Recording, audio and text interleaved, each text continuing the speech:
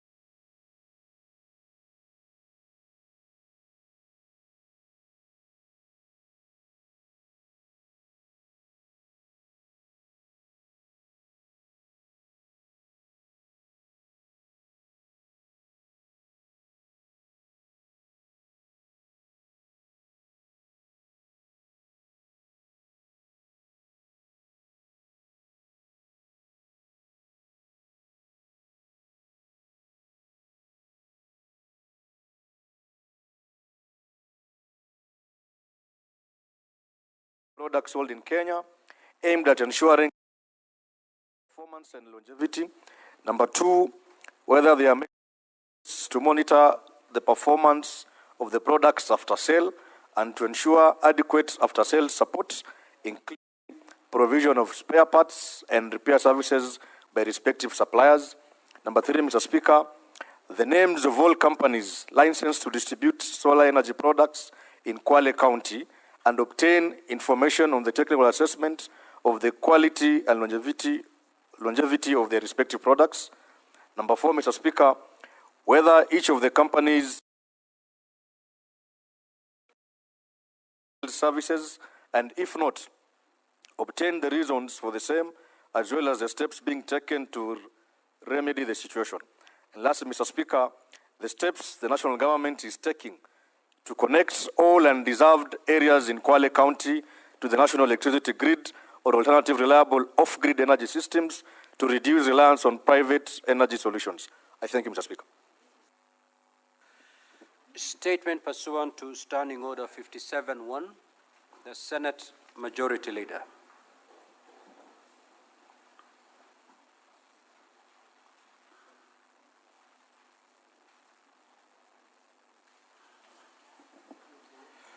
Mr. Speaker, sir, pursuant to Standing Order number 57-1, I hereby present the business of the Senate for the week commencing 29th July 2025. Mr. Speaker, before I proceed to the statement, allow me to take this opportunity to laud honorable senators for ensuring the passage of the County Allocation of Revenue Bill, Senate Bills number 9 of 2025, and the Equalization Fund Appropriation Bill, Senate Bills number 7 of 2025. During this sitting that was held on Tuesday, 22nd July 2025, and the County Government's Additional Allocations Bill number 2, Senate Bills number 8, that was passed on the 23rd of July 2025.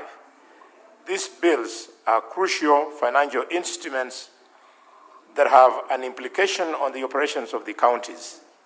I urge that this spirit continues in order to prosecute business before the Senate in a timely manner. However, this is not the end on these bills. I undertake to engage the leadership of the National Assembly to ensure expeditious consideration of bills. Mr. Speaker, as of now, this is the status of legislative business. 1, 55 bills, of which 37 are at the second reading stage and 18 are at the committee of the whole stage, are pending for consideration. 2, 31 motions are pending conclusion. 3, 28 petitions are pending conclusion by respective committees, out of which 19 are due for reporting. And fourthly, 505 statements pursuant to Standing Order number 53-1 are under consideration by the respective standing committees. Honorable Senators will observe that business listed on orders number 12, 13, 14, and 15 are motions on reports on petitions which are subject to time pursuant to Standing Order number 238. I urge the respective movers of those motions to remain in the chamber to prosecute that business. Mr. Speaker, sir, on Tuesday, 29th July 2025, the Senate Business Committee will meet to consider the business for the week. The tentative business for that day will include business not concluded from today's order paper, as well as business indicated on the notice paper. The tentative business for the morning sitting on Wednesday, 30th July 2025 will include questions to Cabinet Secretaries as approved by the Senate Business Committee, as well as motions. The questions scheduled include the following.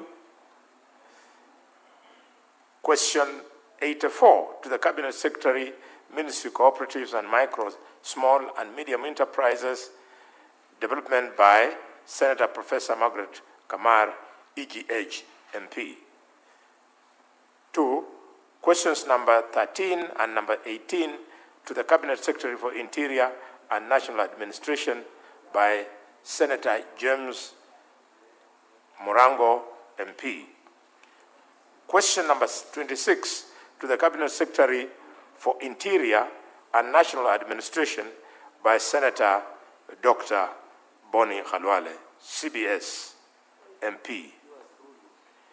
Question number 28, 29, and 80 to the Cabinet Secretary for the Interior and National Administration by Senator Professor Tom Ojenda, Senior Counsel, MP. Question number 41 to the Cabinet Secretary for Interior and National Administration by Senator Daniel Mazo, EBS, MP. Question number 44 on the Cabinet Secretary for Interior and National Administration by Senator Edwin Spooner, CBS, MP. Question number 49 to the Cabinet Secretary for Interior and National Administration by Senator Shakil Abdallah, MP. Question number 51 to the Cabinet Secretary for Interior, National Administration by Senator Catherine Muma, MP. Question number 54, 56, and 59 to the same Secretary by Senator James Lomenen, MP. Question number 62 to the same Cabinet Secretary by Senator Joyce Korir, CBS, MP. Question number 72 to the same Secretary by Senator Kaduri Murungi, MGH, MP. And question number 94 to the same Secretary by Senator Justice Retired Stuart Madayo, EGH, MP. Mr. Speaker, the tentative business for the afternoon sitting on Wednesday, 30th July 2025 will include business not concluded from Tuesday's order paper and the following businesses. A, bills that are at the second reading stage.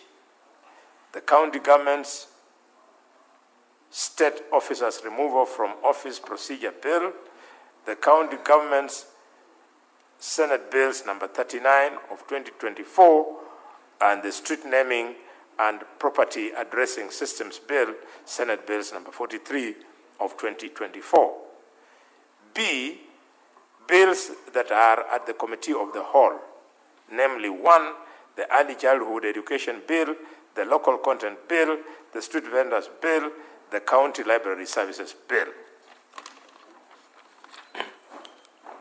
The labor migration management bill, the sports bill, the Public Fundraising Appeals Bill, the Heritage Museums Bill, the Environment Laws Bill, the Statutory Instruments Bill, the County Government's Elections Laws Bill, the Sports Amendment Bill, Senate Bill number 45 of 2004. And then C, motions. 1, report of the Standing Committee on Devolution and Intergovernmental Relations on its inquiry into the state of markets in Vihiga and Bungoma counties arising from a statement sought by Senators G. Osotsi, MP, and David Wakoli, MP. 2, progress report of the Standing Committee on National Cohesion, Equal Opportunity, and Regional Integration on an inquiry into the diversity and inclusivity in the staff composition of state agencies in Kenya. And 3, report of the Standing Committee on Energy on the county oversight and networking engagements in Wajir County. Mr. Speaker, sir, the projected business for Thursday, 1st July 2025 will include business not concluded for Wednesday's order papers and any other business scheduled by the certain business committee. And finally, Mr. Speaker, I thank you and do hereby lay this statement on the table of the Senate. Thank you, Mr. Speaker. Now, honorable senators, I will allow comments for 20 minutes. If you get the floor, kindly take not more than 2 minutes to contribute. Senator Fonande, Senator Chirake.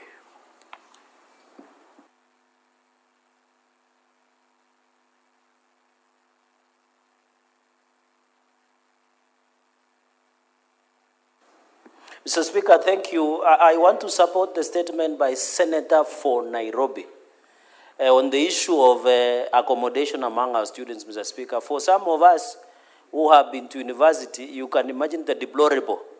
Mr. Speaker, even the slums looks better than most of the hostels that we are seeing in most of these universities, Mr. Speaker. And even the exorbitant prices of over 40,000, yet there is no substantive work that has been done, Mr. Speaker.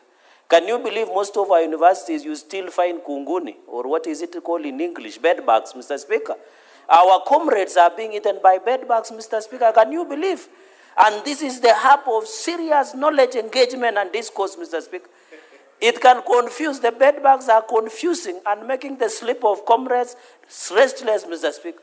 Mr. Speaker, we used to have a say that when the help used to come, you eat like a king. You eat the chicken, then you eat what the chicken eats, and then you eat the chicken itself, Mr. Speaker.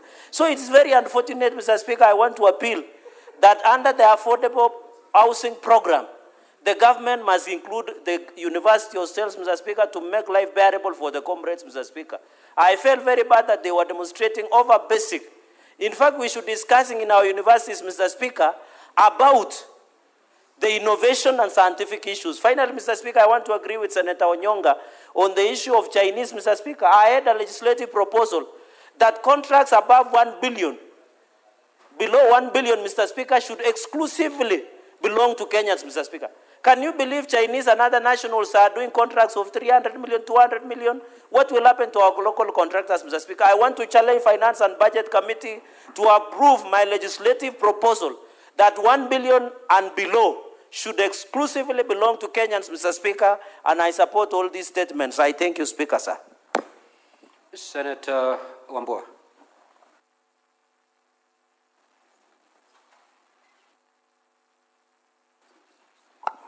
Thank you, Mr. Speaker. Mr. Speaker, I rise in support of the statement by Senator Sifuna on the matter of the cases of killings happening at Kenyatta National Hospital.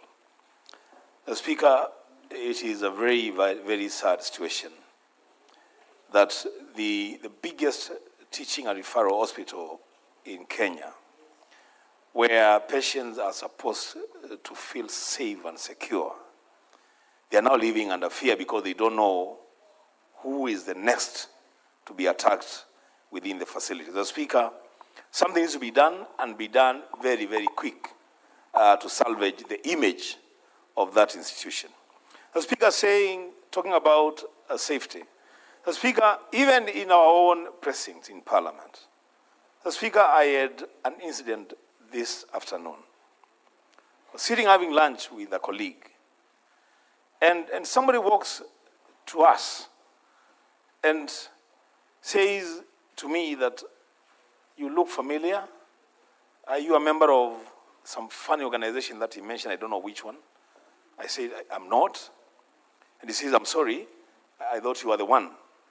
And he goes, Mr. Speaker, we also need to ensure that members within the precincts of Parliament are also safe. We are having a lot of people accessing the precincts of Parliament, which is okay, Mr. Speaker, but it should be done in a way that we are also safe and secure. We don't want a situation like the ones happening at Kenyatta National Hospital to happen within the precincts of Parliament. Mr. Speaker, that should be taken very, very seriously. I thank you, Mr. Speaker. Senator Bone. The issue raised by the Senator of Nairobi on the cost of accommodation at the university is very serious. In fact, Mr. Speaker, I would like that the committee goes further and looks into the new funding model. Mr. Speaker, the new funding model, when universities heard that that model has been brought into effect, they responded by raising the fees. Allow me, Mr. Speaker, just to bring to the attention of the House, I've been pursuing this disaster, and I've found that faculties have increased school fees by as high as 138% in the Faculty of Engineering, 105% in the Faculty of Veterinary Medicine, as high as 81% in the Faculty of Medicine, and so on and so forth. Mr. Speaker, the net effect is that the cost of university education, whereas the old model was allowing parents to pay that small fee, but with this increment, even with the government paying the higher fee, using the means of testing, children are not able to pay. We have to look at it critically and ask ourselves, do we want this to be a country of people who come from the wash-wash background, or do we want a country that will have young professionals like Eddie, good education, a guy who may... Senator Kavindu.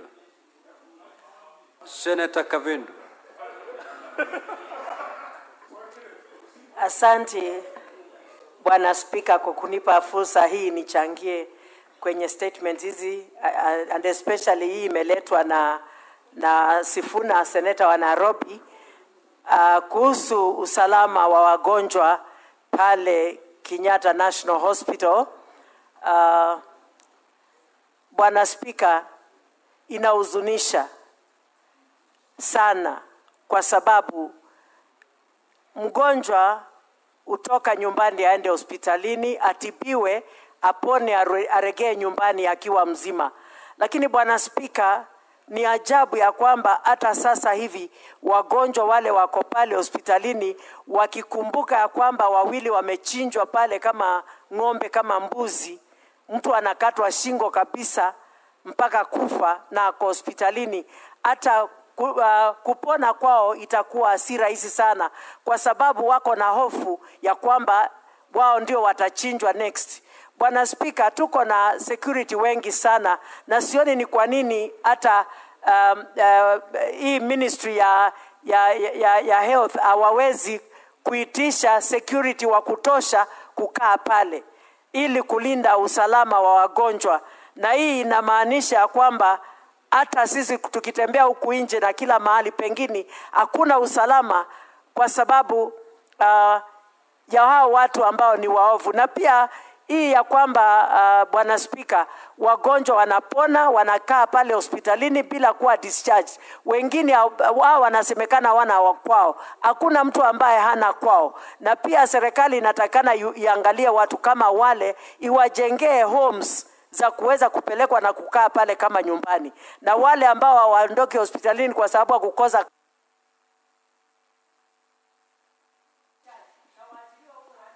Senator Chute.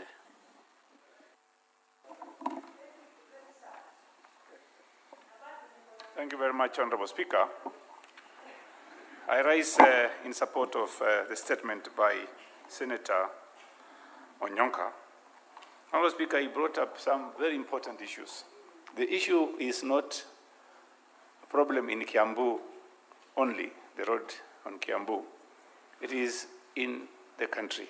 The problem we are faced with is Chinese companies are being given contracts. You can find Chinese traders doing some work, doing in markets like Chuka, Meru, Marsabit, Chinese. And Honorable Speaker, there is an issue brought by Cherargei. He says anything above, anything below 1 billion should be done by locals. Honorable Speaker, the companies that are working in Kenya today on roads and building are mainly Chinese. And if you look at those companies, Kenyan companies who are working in Kenya, have got pending bills to the tune of, in the counties, about 156 billion. Nationally, 426 billion. Most of these monies are supposed to be paid to local contractors. The Chinese contractors can afford to wait for the monies because they are being financed by the government. What about the local contractors? They are suffering. Honorable Speaker, the other days there was riot in Kenya. The shops were looted. People are complaining about shops that are looted. Unfortunately, that is a problem, yes. But after a few days, the insurance compensated them. Honorable Speaker, local contractors are being given jobs and they are not being paid. There is no insurance that will pay for monies that are supposed to be paid by the government. So, Honorable Speaker. Senator Richard Onyonka.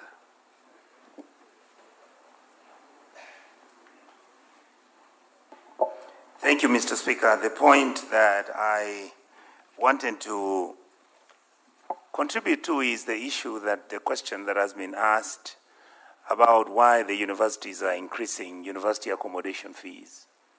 Mr. Speaker, it is true that we in the opposition sometimes just talk about the problem. So today I want to give a solution to the government. All these affordable housing units which the government is doing, which nobody wants, why can't the government do hostels in all our universities in the Republic of Kenya? Because if you do these hostels, we know the rent is not going to be more than 5,000 per month. And these hostels will pay for themselves because the parents are already paying anyway. Why are we building houses in places like when I went to Senator Methu's constituency in Nyandarua, in some place where you find there are trees and cows and there were no people there at all? Can we please build hostels for our universities and even our secondary schools because the government can recover the money? Thank you, Mr. Speaker. Senator Murgu. Thank you very much, Mr. Speaker, for giving me the opportunity to also air my views. I support the statement made by the Senator of Nairobi about increase of hostel fees in our universities. Mr. Speaker, a member has just said that this will mean that the students of the well-to-do, the students of, or children of well-to-do and children of the people that are able to pay will be the ones that will be homed in those hostels. And therefore, children of poor people, commoners, will not be accommodated in the hostels in our universities. And therefore, that will drive children of the common Mwananchi into and running into many situations in streets that are not likable, and therefore the children of the commoners will suffer and probably drop out of universities because their parents cannot afford. And so this is heading the wrong way. Thank you very much. Now, honorable senators, before I call the next member to speak, allow me to make this communication. I would like to acknowledge the presence in the gallery this afternoon of visiting students and leaders, student leaders and members of the Young Diplomats Forum from the United States International University, Africa. The delegation comprises 40 student leaders, including the members of the student government, electoral college and cabinet, as well as participants of the Young Diplomat Forum. The delegation is in the Senate for mentorship sessions with the Senate directorates. Honorable senators, in our usual tradition of receiving and welcoming visitors to Parliament, I extend a warm welcome to them, and on behalf of the Senate and my own behalf, wish them a fruitful visit. I will call upon the Senator for Nairobi City County under 1 minute to extend the word of welcome. Thank you, Speaker. I have made... Senator for Nairobi, just take your seat. What is your point of clarification, Deputy Speaker? Speaker, you notice the tradition of the House. When you read such a communication, senators should applaud that delegation. I was communicating to my brother here that senators are not running how the House behaves so some of them are very senior members here. Nobody is stamping. It's only me who did it, Honorable Speaker. I'm very happy indeed. Very, very happy. Because that is the tradition of Parliament. You've made your point clear. Thank you, Mr. Speaker. Thank you for passing that information to your colleagues. The Senator for Nairobi City County, you may proceed. Thank you, Senator. Speaker, I want to alert the Senator from Meru that there is another tradition that when delegations come to visit us, we must buy them lunch. And now that you have insisted on the traditions of this House, the students from the USIU must know that lunch today will be from the Senator from Meru.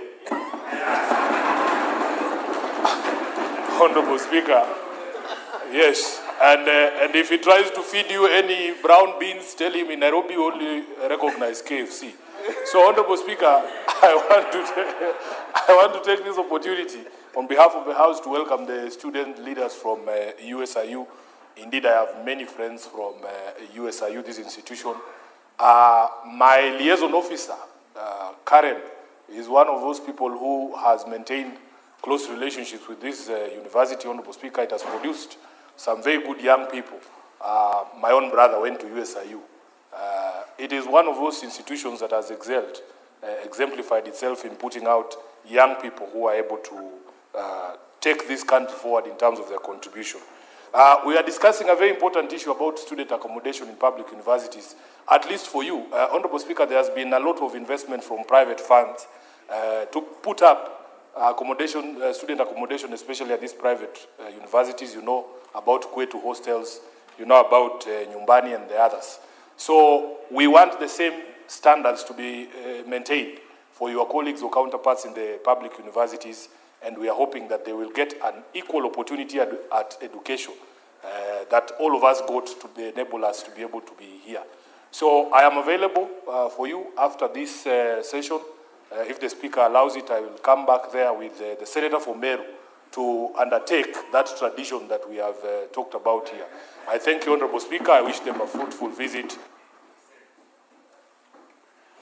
Senator Mazayo.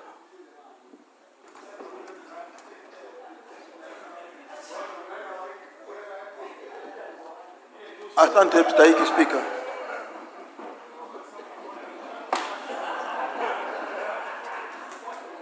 Asante mstahiki Spika. Mstahiki Spika, kwanza nataka kumpatia kongole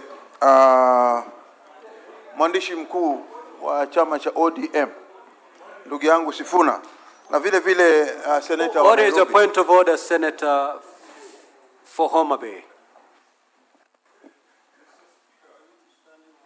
Mr. Speaker, the 10 years I've been in this House, I've never seen money change hands so openly, so brazenly on the floor of this House. Mr. Speaker, this House is degenerating into that market where Jesus came in and whipped everybody and threw them out. Mr. Speaker, could you declare the Deputy Speaker to be completely out of order for flashing money, crossing, coming across the aisle, handing over money to Senator Sifuna? We do not know for what reason he's handing over the money. Maybe he's bribing Sifuna to go and burn the House again tonight on TV. Mr. Speaker, could you just declare that habit completely out of order? We cannot be doing money exchange in this House. We cannot be doing those things that Senator Dulo was calling Sokohuru in this House. It is completely demeaning and unbecoming, Mr. Speaker, for us to be flashing and doing commercial transactions in this very hallowed chamber. Senator for Homa Bay. Unfortunately, the Speaker did not see it. And for me to rule on that matter, it requires evidence. And you know, if you need to require evidence, you know the route we'll take. We'll have to put the Deputy Speaker under oath so that he can also defend himself. A route that is not that desirable. So let's leave the matter where it is. Proceed, Senator Mazaya. Asante Mstahiki Speaker. Mstahiki Speaker, kwanza nataka kumpatia kongole ndugu yangu Sifuna kwa sababu ya kuleta hii taarifa ambayo inahusikana na mambo ya ulinzi ndani ya Kenyatta National Hospital. Bwana Speaker, kama kuna hospitali kubwa ndani ya Kenya ambao kila Mkenya anaitegemea, hata akiwa mgonjwa katika kama ni kule tunaita Makadara ambao ni Coast General Hospital, ama akiwa mgonjwa huko akiwa Kisumu, ama akiwa Northeastern, sote tunategemea hii Kenyatta National Hospital kama hospitali ambao iko na madaktari wa kudumu, wale madaktari ambao wanajua kila kitu ambao wanaweza kutibu huyo mgonjwa. Leo hii ni jambo la kusikitisha kwamba mtu anaweza kukatwa kama kuku. Kichwa kinakatwa, kinatolewa, na alafu huyo mtu aliyefanya namna hiyo hawezi kushikwa, akapelekwa kotini, ama akashikwa, ama akaonekana na kila mtu. Mpaka hivi juzi wameshika mtu ambaye hatujui kama ni yeye ama si yeye. Huyo mtu ameshakataa hiyo maneno, akasema si yeye. Sasa tunauliza kitu kimoja. Tunataka Bwana Speaker, tunataka serikali jambo kama hili na hii komiti ambayo itapewa hii taarifa ili iweze kuchukua hatua na kuangalia ni nini. Bwana Speaker, ni jambo la kusikitisha hivi sasa tukisema ya kwamba hakuna utetezi wa aina yoyote kwa wagonjwa ndani ya Kenyatta National Hospital. Nataka hatua ichukuliwe haraka iwezekanavyo ili wale wagonjwa yoyote atakaye kwenda pale awe ana uhakika wa maisha yake na ugonjwa wake atatibiwa kisawasawa na atapona na atarudi nyumbani. Asante Bwana Speaker. Senator Kisang.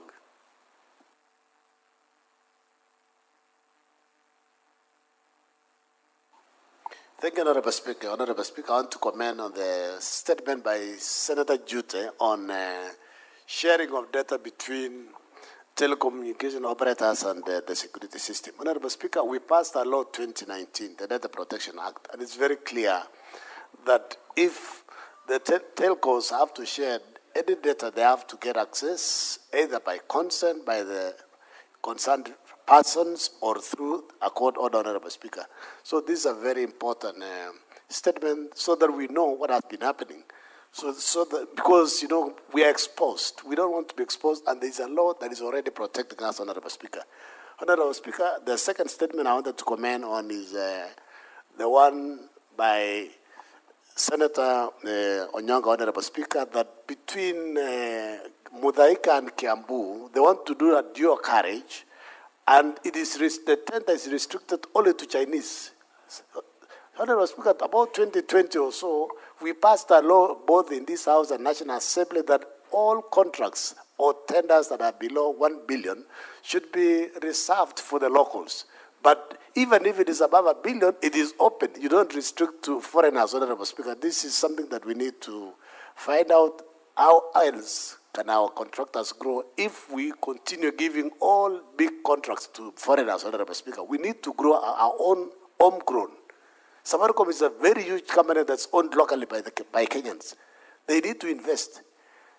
An entity, pension funds like Lab Fund, Lab Trust, even NSSF, they should be doing these tenders instead of giving to foreigners, Honorable Speaker. Thank you. Senator Kajwang. Mr. Speaker, I rise to contribute to this request for statement that was placed by Senator Onyonka. The debate in this House might give the impression that we are xenophobic and we are against Chinese investment and Chinese contractors. That should not be the impression. I think the key concern is ring-fencing critical infrastructure projects that can be done by locals. Mr. Speaker, we must promote local contractors, we must promote local industry, because the problem with contractors coming from certain jurisdictions is that they are the ones who start with a feasibility study. They do a feasibility study and come and tell us that this can be done. They go ahead and do the design. They go ahead and do the financing. They go ahead and get their companies to do the implementation. And all the materials also come from those nationalities. That is not the way of building an economy. We need to build roads. We need to build railways. But the raw material must come from this country. The labor element should come from this country. Mr. Speaker, it is sad if for a road project, you find that the insurance for products is being underwritten in foreign countries. The financing and interest and the value that comes out of it comes from foreign countries. Mr. Speaker, I agree with Kenya's political position on geopolitics, that we face neither east nor west. We face forward, but we need to be careful about being boxed and about ring-fencing jobs and contracts that can be done by locals. And I hope that the committee will expand their inquiry beyond China and look at arrangements with the Americans, arrangements with the British, particularly when it comes to military procurement and military supplies. Mr. Speaker, we must believe in this country and we must support our local entrepreneurs and industry. Thank you. Senator Abbas. Thank you, Honorable Speaker. Honorable Speaker, I want to support, contribute to the statement by Honorable Sifuna. Honorable Speaker, I think increasing the cost or the living of or rents for the students is actually going to be very dangerous. And it's going, universities, all people converge from different corners of this country, and most of the students cannot even afford housing. And many of them now will end up into, living into formal settlements, and they adopt a lot of funny characters. So most of them because they are not even exposed so much to life in Nairobi. And therefore, many will be now prejudiced even their life. You see, many ladies are now, young ladies are being killed in the hostels, funny hostels and hotels and lodges. So I think increasing this, the rents, the hostels money is not proper. And I think it's advisable that currently we have so many low-cost houses being built. The university now should be given some of these houses so that they can be able to provide a subsidized accommodation to the university students. Also, I want to support the settlement of Honorable Chute. Honorable Speaker, these days we have what we call data communication authority. And therefore, we need to protect the data of all communication that has been done by the people. I think we need this also is constitutional right to have privacy for all the data that we have. These days, you see, many people have been kidnapped and in a funny places, and they've been taken all corners of the world, of the country, and therefore, as a result of that, we need our data to be protected. Thank you, Mr. Speaker. Senator Endokech. Senator Catherine Muma. Thank you, Honorable Speaker, for the opportunity to contribute to the statements, and I'd like to contribute to the two statements by Senator Sifuna. Honorable Speaker, the national government is in charge of very few, less than 10 facilities. It is so disturbing that Kenyatta National Hospital will be in the state in which it is, and that it will be that unsafe that people would be murdered in that institution. Mr. Speaker, even beyond that, the physical state of the Kenyatta National Hospital is actually, in some instances, even dangerous to patients who are in that hospital. Mr. Speaker, I have forwarded one of the videos taken by a patient from that hospital to the Forum of Senators to just see the deplorable situation in which Kenyatta National Hospital is, and yet it is assigned about 500 million yearly towards maintenance. It has a higher budget than counties combined, and we need to call them to order. Mr. Speaker, this is an urgent issue that needs to be taken seriously by the Committee on Health. On the issue of hostels, I totally support what Senator Onyonka says, that as we create and increase more universities, we need to have intergovernmental conversations to ensure housing development is prioritized for universities, and a standard charge is given per households, and rules put in place to ensure that the most needy children or the most needy learners get the first priority to go to those. Senator Tabitha Mutinda.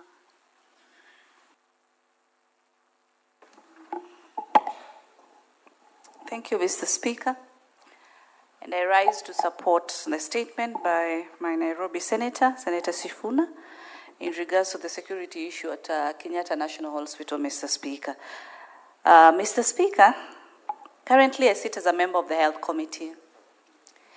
Today, we were to visit Kenyatta National Hospital between 1 and 2 p.m. today.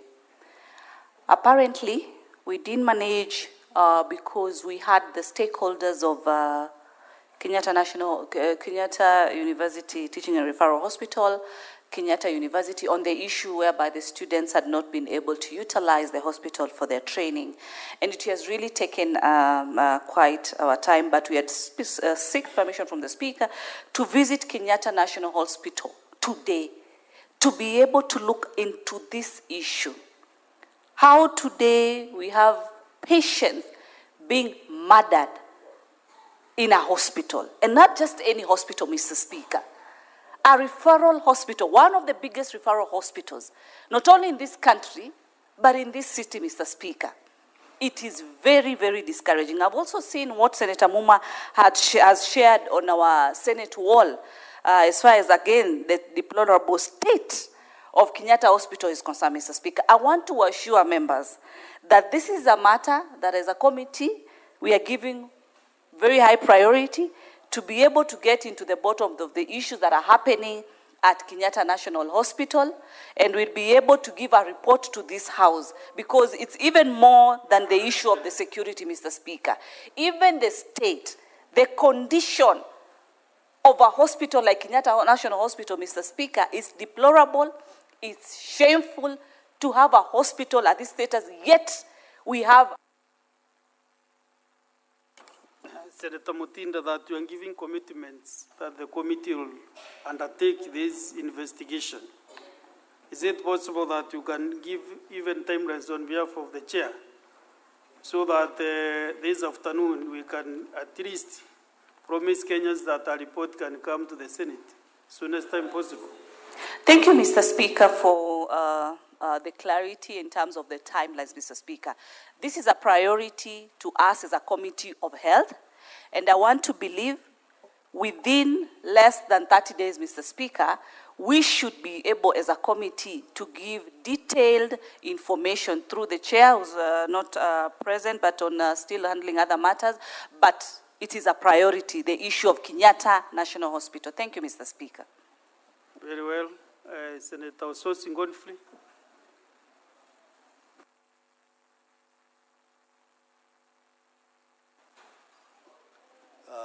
Thank you very much, Mr. Speaker. Mr. Speaker, I want to make comments on the statement by Senator Chute on the sharing of subscriber data, telecommunication subscriber data with the security agencies. Mr. Speaker, this statement is a very important statement, and I think it has been raised before in this House, issues to do with data privacy. I think the Committee of ICT should go into the deeper details of what happens, because the law is very clear. The Data Protection Act is very clear that, yes, the security agencies can access private data, but they must get the go-ahead from the courts. They must have a court order to be able to get such data, but for security reasons. But now if we allow security agencies to have a free access to subscriber data, we will be violating the rights, privacy rights of our citizens, and that is not something that our Constitution envisages. So I expect the relevant Committee of ICT to go deeper into this matter and give a report to this committee. And for the telecommunication agencies, Mr. Speaker, I think they are even violating the basic data protection principles, which are agreed globally, Mr. Speaker. And they can be liable at international level, Mr. Speaker. Let me also comment on the statement by Senator Sifuna on security of patients in our hospitals.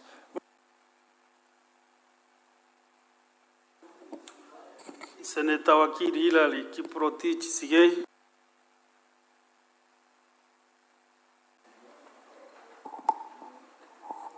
Thank you, Mr. Speaker.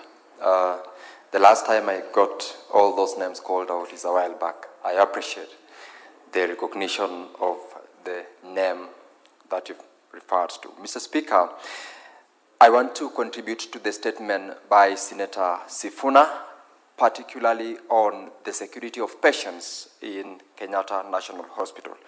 Mr. Speaker, the statistics about Kenyatta National Hospital are as follows. This prompted me to check on. The capacity of Kenyatta National Hospital is 1,800 beds. It has got 6,000 employees, and it is over a century old. It is actually 122 years in service for the people of Kenya. That statistic, Mr. Speaker, tells you the kind of clientele or the people that are expected to be served by this National Referral Hospital. From their page, they have said it is a facility for world-class care, and their priority is patient-centered. From that statement and from the information that you have heard about a patient who's been killed in the hospital, it is a reflection opposite that which we see from the statements, from the information we have, and also from what we have read about the hospital. Mr. Speaker, it is a very sad state. You've heard right a few minutes ago that the condition of staff, the condition of these 6,000 staff or employees is deplorable. The facility in itself, not, I would say, fit to be a world class as they describe. Yet they are getting allocation into billions of shillings where we are unable to see where that money goes.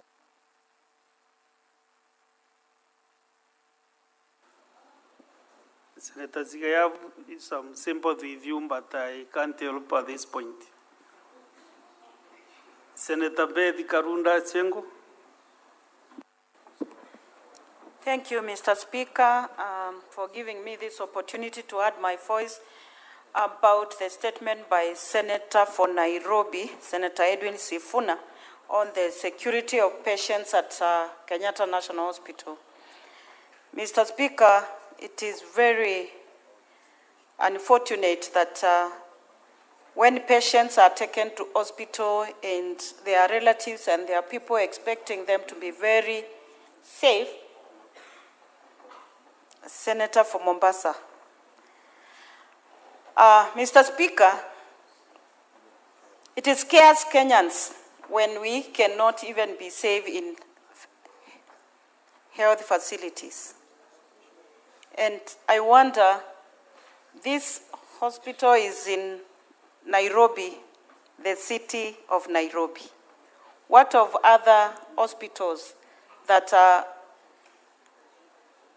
in other parts of the country, in border counties, where there could be acts of terrorism, where there could be insecurity because of bandits? If we can be unsafe in Nairobi, where else can Kenyans be safe? It is very unfortunate. Mr. Speaker, I want to believe there are people who can be held responsible because they are there to ensure that patients are safe, the workers in the hospital are safe, and even those who are walking in and out of the facility are safe. It is very unfortunate that patients are killed where they have gone to seek medication, where they have gone to get well again, and then they are dying from that. I want to request the security apparatus to ensure that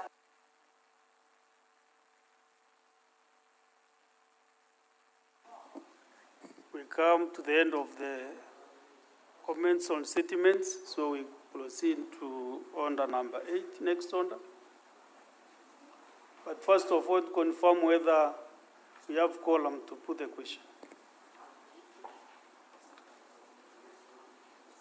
Okay, proceed, call out the number.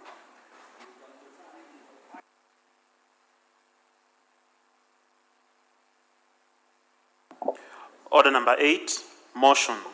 Report of the parliamentary delegation to the 2024 Joint United Nations Interparliamentary Union parliamentary hearings held at the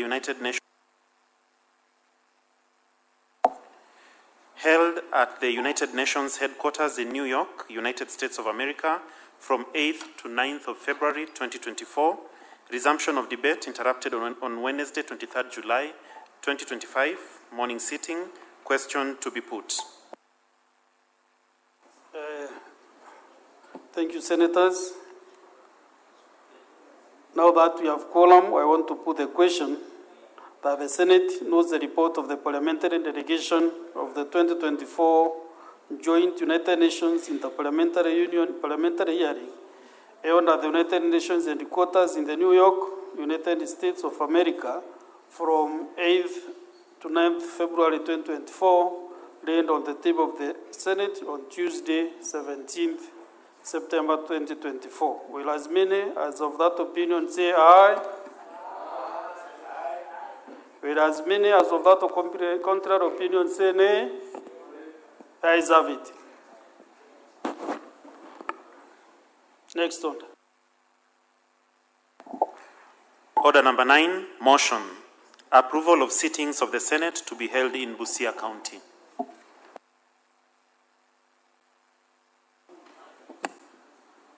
Majority Leader, or who is holding belief? Majority Whip, Senator Boni. Yes, Mr. Speaker. I rise to move motion number 9 on the order paper, being the approval of sittings of the Senate to be held in Busia County. That aware the Senate of Kenya is established under Article 93 of the Constitution, and its main role, as set out under Article 96, is to represent, serve, and protect the interests of the counties and their governments. Further, aware that the critical role that the Senate plays in the interlinkage between the national and county levels of government and the need to enhance the interaction between the Senate and county governments as a means of bringing the Senate closer to the counties and the general public, acknowledging the successes made during the sittings of the Senate outside Nairobi that were held in Uasin Gishu, Kitui, Turkana in September 2018, 2019, and 2023 respectively, and further acknowledging the recommendation of the Senate Business Committee that a sitting of the Senate be held away from the traditional premises here in Parliament in Nairobi during the term of the 13th Parliament, and the subsequent resolution of the Senate made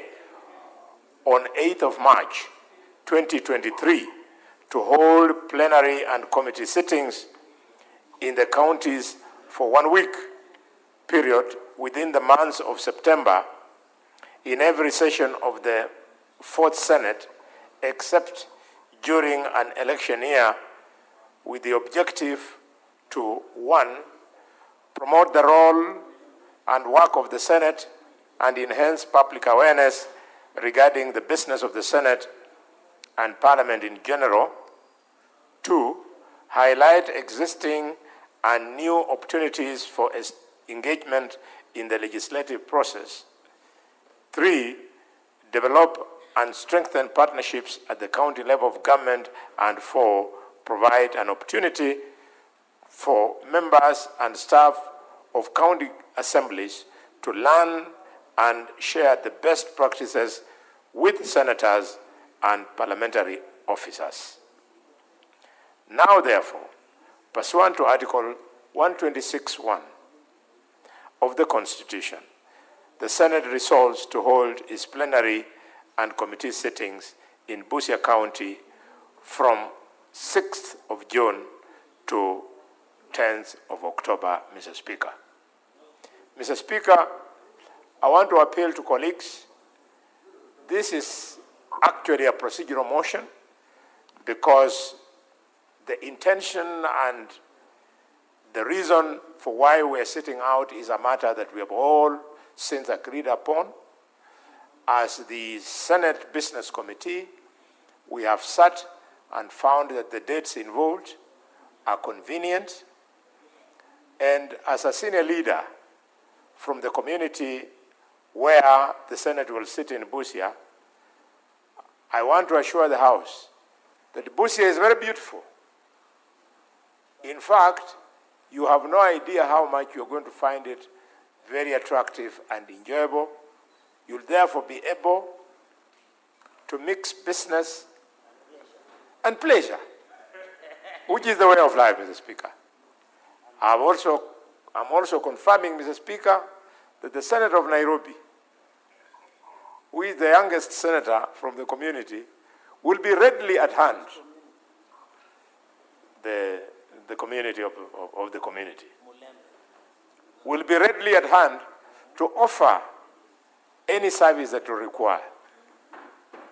Mr. Speaker,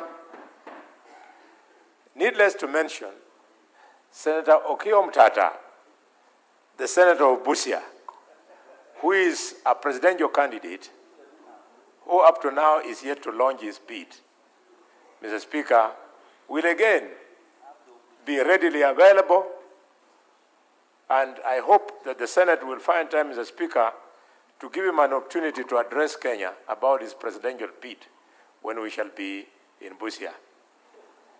Mr. Speaker, every time I look at him, he talks presidential, looks presidential, but he doesn't walk presidential. So, Mr. Speaker, Mr. Speaker, Mr. Speaker, therefore, I want to encourage the House, on your way from the airport to Busia, you'll be spoiled for choice. You can choose to land in Kisumu International Airport. You can choose to land in Eldoret International Airport. You can choose to land in Kitale. And more importantly, Mr. Speaker, you can land at the heart of the land of bullfighting and gold mining in Kakamega at Iwichina Airport. Although I'm not too sure, because the ministry has been slow on the maintenance of that airport, is one of the many reasons why I am very unhappy, Mr. Speaker, with the pace at which the government is trying to access this community that will be hosting you with development. You know, Mr. Speaker, in politics, the people who opposed you and your formed government, as a presidential candidate, I know, you might have that opportunity. So take this from me. The people who oppose you when you want to be president, after you become president, when they want development, they come and beg and kneel so that you can change your mind and give them development. But the people who voted for you, when they come for development, they don't beg for it. They demand for it. Yes, I know why Omunyoro is cheering me, Mr. Speaker. Mr. Speaker, I did not have Mrima on the mind. I was having Western on mind. We want to aggressively push Parliament, government, so that even as they service the rest of the country, they must start with the areas that voted. I'm not a proponent of shares, because the proponent of shares is far removed from... Karwale, let me offer some guidance. Yes, Mr. Speaker, sir. Members of this House are the beneficiaries of this trip to Busia. So as you move this motion, members, I can see they are now getting lost. What are they expecting in Busia as in devolution? What do we need to cover? Because we are talking of devolution, we are going to Mashinani to see what is happening in Busia as a Senate. So now when you digress and go to voting and all these things, presidential, so can you stick to, especially when you are moving the motion, let the members benefit from you as the move of the motion. As a non-member, of course, you know these games. You should be able to, even myself, the speaker, convince me that what you are moving is exactly what is in the motion. Indeed, Mr. Speaker, I'm guided, but just with a little bit of patience. I would have announced to you that we have shared roles in this motion. The gist of the motion, I've decided to leave it with the senator of Busia, who will be second me on this motion, so that he can go into the details. However, as you come to Busia, you are coming to terms with the history of the political terrain of this country. It is in Kisii, and not in Kisii. It is in Busia, Mr. Speaker, where senators will discover that the first aircraft to crash with members of parliament, including ministers, in this country was in Busia, where we lost ministers, and one of my heroes, political heroes, Mother Karua, survived, Mr. Speaker. Younger senators like Cherargei will not understand why Mother Karua is a hero, but one day he will read the history of this nation. Mr. Speaker, in Busia, you will have an opportunity to see the challenges of the one-stop border post, Mr. Speaker. The one-stop border post in Busia has literally killed businesses in Busia, because Busia is a border town, and one area where we were making a lot of money is through the business of clearing and forwarding. Mr. Speaker, when the Committee of Health comes to Busia, they'll see for the first time how far ahead Kenya is in rolling out health services, because Busia County Hospital treats almost 45% of the patients there are from Uganda. We don't mind, Mr. Speaker, because those 45% are not strangers. They're just the Luyas on the other side. Anytime I see you intimidate me, Mr. Speaker, I always say, you know, I have a choice of being a Kenyan or a Ugandan, Mr. Speaker. Mr. Speaker, when you come to Busia, you'll see with your own eyes how hardworking and innovative Kenyans are. It is in Busia that the modern African mode of transport called boda boda, it's where it was born. In fact, Mr. Speaker, I'll advise members to use the traditional boda boda of Busia. It was not a motorbike. Mr. Speaker, it was a bicycle. And how things change. I remember When I was in the National Assembly, colleagues were laughing at us that we come from a community that relies on bicycles for transport. Little did they know that that innovativeness would become a national means of transport. With those many words, Mr. Speaker, I now want to invite you, the presidential pretender, and by pretender, you should understand what I mean by that word. Doesn't mean you have no chance. The claimant to the presidency, the distinguished senator of Busia, my own younger brother, Mr. Speaker, the House does not know, this guy has, before he came here, he helped me a lot to succeed as chairman of public accounts because he could give me information that I used to pin government down when I was the chairman in my other life. Welcome to second me, the Senator of Busia. Senator Koiti Andrew Mtata.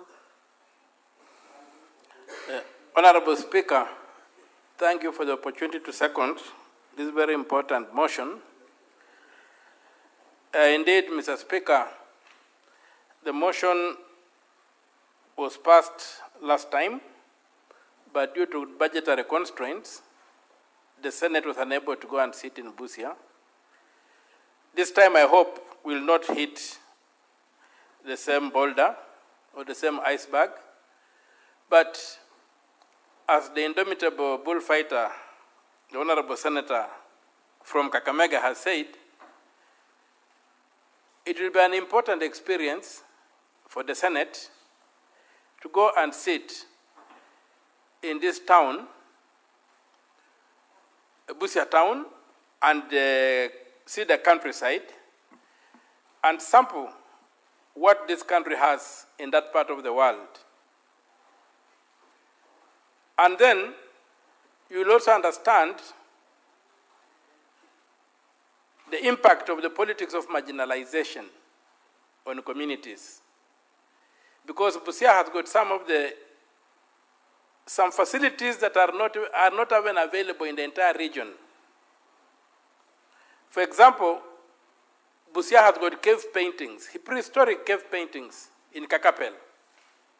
I hope the Senate will go there and see for itself that we have got prehistoric cave paintings that were done by those prehistoric human beings, but the area is hardly developed, is hardly utilized.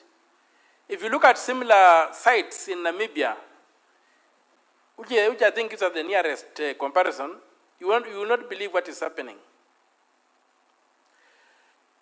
Many people will be surprised, many senators will be surprised to learn that Busia has got a big lake,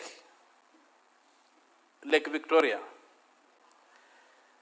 And I would love for people to visit the Samia and Bunyala regions of Busia, and especially look at the road transport, the water transport, and how neglected it is. You will notice that it is quite a Herculean task for people to move from one island to another. They will also be able to witness the silting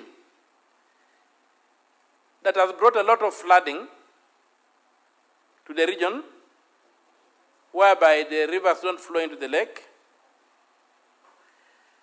We will also be able to look at areas like, again,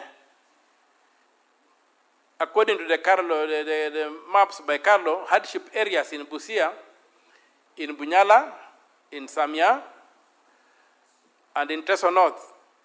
These are hardship areas which have been clearly indicated to be hardship areas, yet the people who are sent to work there and never pay those hardship allowances.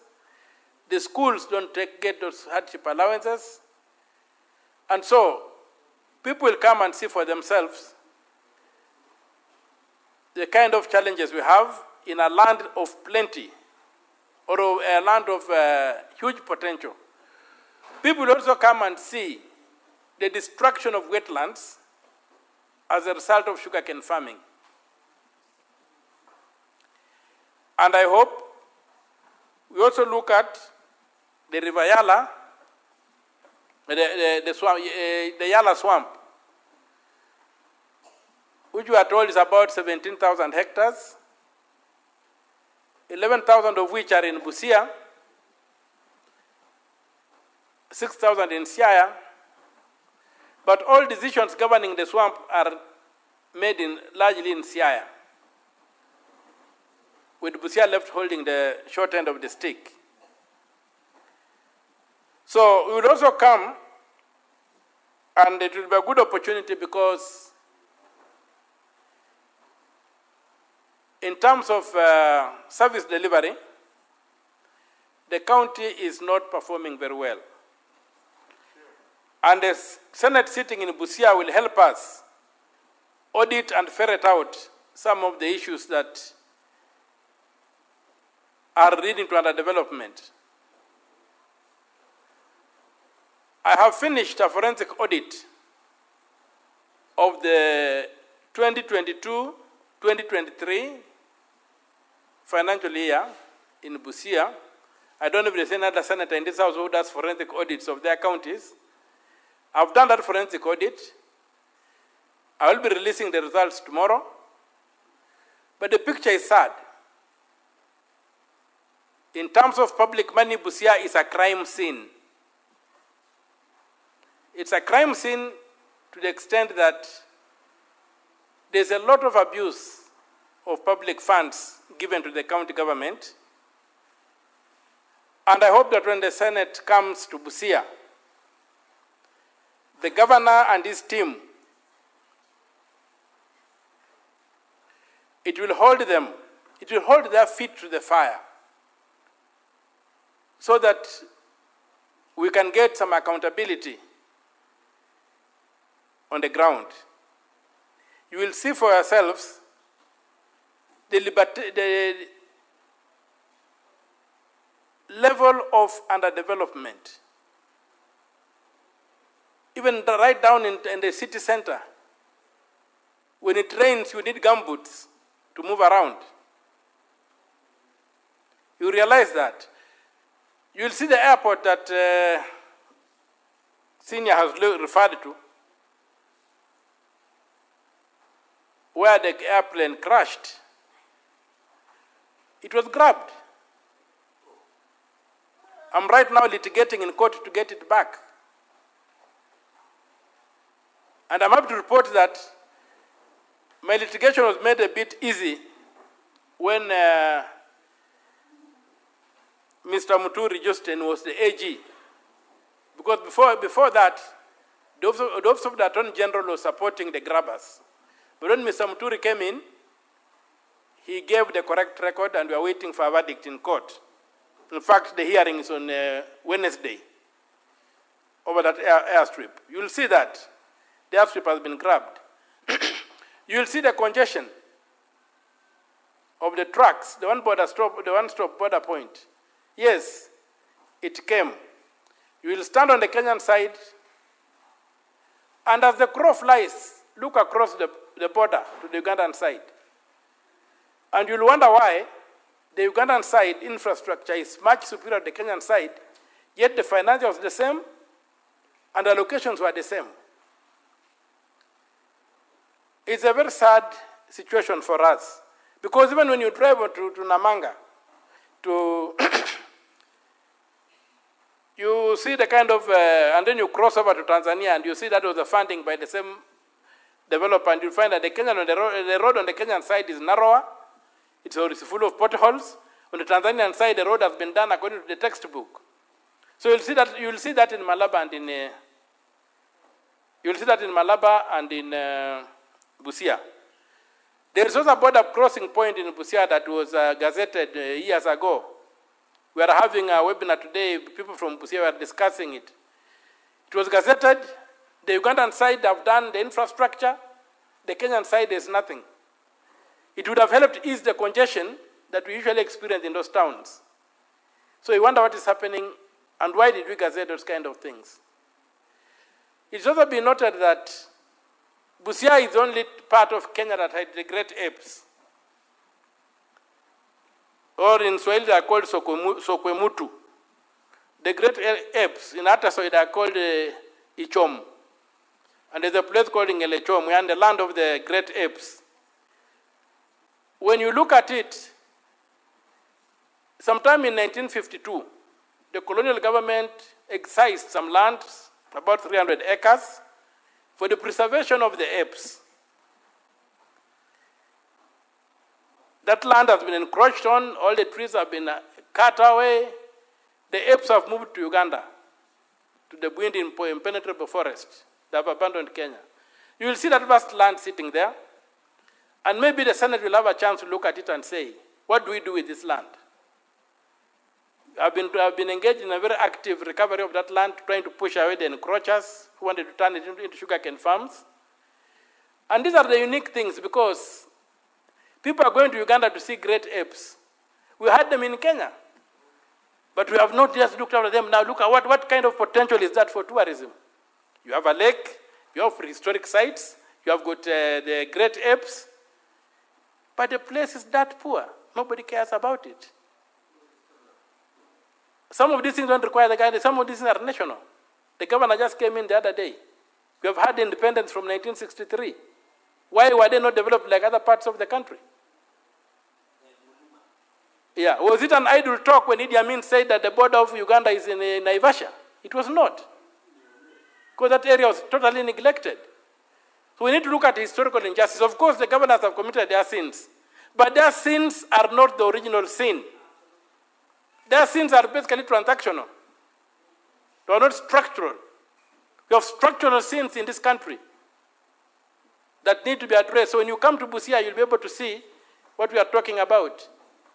Of course, the governor will have to be held to account, and I will want them to hold him to account. And as I said, I'll be releasing my report, my forensic audit report tomorrow, and you'll see what I've unearthed. And I will urge every senator to try and do the same, to try and do forensic audits on the accounts of their county governments. And you'll see the kind of problems we are facing. So, Mr. Speaker, sir, I'm really excited, I'm really happy, and I'm prepared to host the people of Kenya in Busia. And by the Senate going to Busia, it underscores my statement that no senator is a senator of a county. Senators are senators of the Republic of Kenya, but they come from counties. Yeah. In fact, nominated to have bigger constituencies. So, when we come to Busia, you will be coming as senators of Kenya to Busia, but Mr. Speaker, sir, you will come as a senator of Kenya from the great people of Meru. You will not come like the Senate of Meru. In your oath of office, Meru never appeared. But in your governor's oath of office, Meru appears. So when you come, you are coming as a national leader with the full rights to be in Busia as the senator of the Republic of Kenya from Meru. And you can ask any question. That's why it's very important that this House adopts the correct phraseology when referring to senators, and the National Assembly does equally the same. This business of saying that Senator of Nandi, how Cherargei is a senator of Kenya. He only comes from Nandi. But as a senator of Kenya, when he votes here, he makes a law that covers the whole country. If he blocks a law here, the entire country does not get that law. So we must get the correct phraseology to give ourselves the mindset to understand who we are. We cannot deliver on our mandate if we don't know who we are. We are not village boys. So by coming to Busia, you'll be coming as senators of the Republic of Kenya who have got every right to be in Busia and to exercise authority. My governor of Busia cannot even go and say anything in Siaya. He's a foreigner there. But Cherargei can go to Wajir and gorge and charge and do everything he wants to do there. So let us get the correct physiology of who we are. And this is an opportunity to understand that. I really get offended when we talk of a senator of Nairobi. How? Mr. Sifuna, yes, the things he does in this country is for the whole country. It's for the whole nation. He just happens to come from Nairobi. But he's a senator of the Republic of Kenya. My member of parliament, the local area where I come from, Teso South, is called Madam Honorable Mary Mase. She is a member of Parliament of the Republic of Kenya, but from Teso South. We must get that phraseology to give us that national outlook. Otherwise, we begin looking, pigeonholing when we look at the problems of this country. We must stand on the balcony as national leaders and have a world view that is not restrained by choosing to stand in your small villages. So I welcome you to the County of Busia, and Mrs. Funawa has just walked in. I'm saying that I said that in Busia, we have got everything that this country needs. But because of our bad politics and history, the original sin of this country, we were marginalized, and even the great apes we had, with a complete park for the apes, is no longer have moved to Bwindi impenetrable forest in Uganda, because nobody cared about them. Now the land has become a grazing site. So, Mr. Speaker, sir, I say that this concept of the Senate choosing to sit in counties is absolutely important, as it gives that county or the people of Kenya to understand that we are one country, we are one nation. We just have regions and what have you, but we are one people, we are one nation, and I'll welcome you. My brother says I don't work presidential. When you come to Busia, I may even be imperial. I may even be imperial, but I'll work presidential. So most welcome. I'm most happy. I'm excited. And I hope my governor too will be excited, and we will together be able to host the great people of Kenya. And I know when you come to Busia, all the assets that you'll carry to the assembly, whatever will be left there. So Busia will be the richer. And MCS will be the richer, and all of us will be the richer. So, Mr. Speaker, sir, with those few remarks, I support the motion. Thank you. Thank you, Senator Koitio Mtata. Thank you for seconding. But Senator Karongo Wadhango has been grappling to hear the social aspects of Busia County. You have omitted that part, which is very, very important as well. So you have given us very, very tough issues that we want to witness, but the social aspect, then we are scared. Or not us, but Senator Karongo Wadhango. Sorry, I have also included myself there, but Senator Karongo Wadhango is lost. Anyway,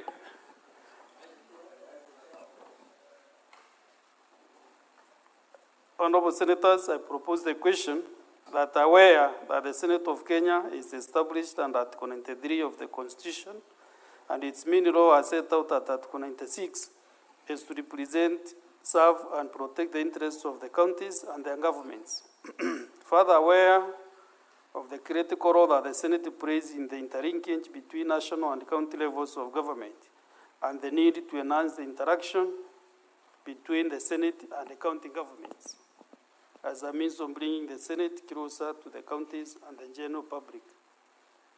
Acknowledging the successes made during the sittings of the Senate outside Nairobi and in scenes.Each, Kitui, and Turkana counties in September 2018, 2019, and 2023 respectively.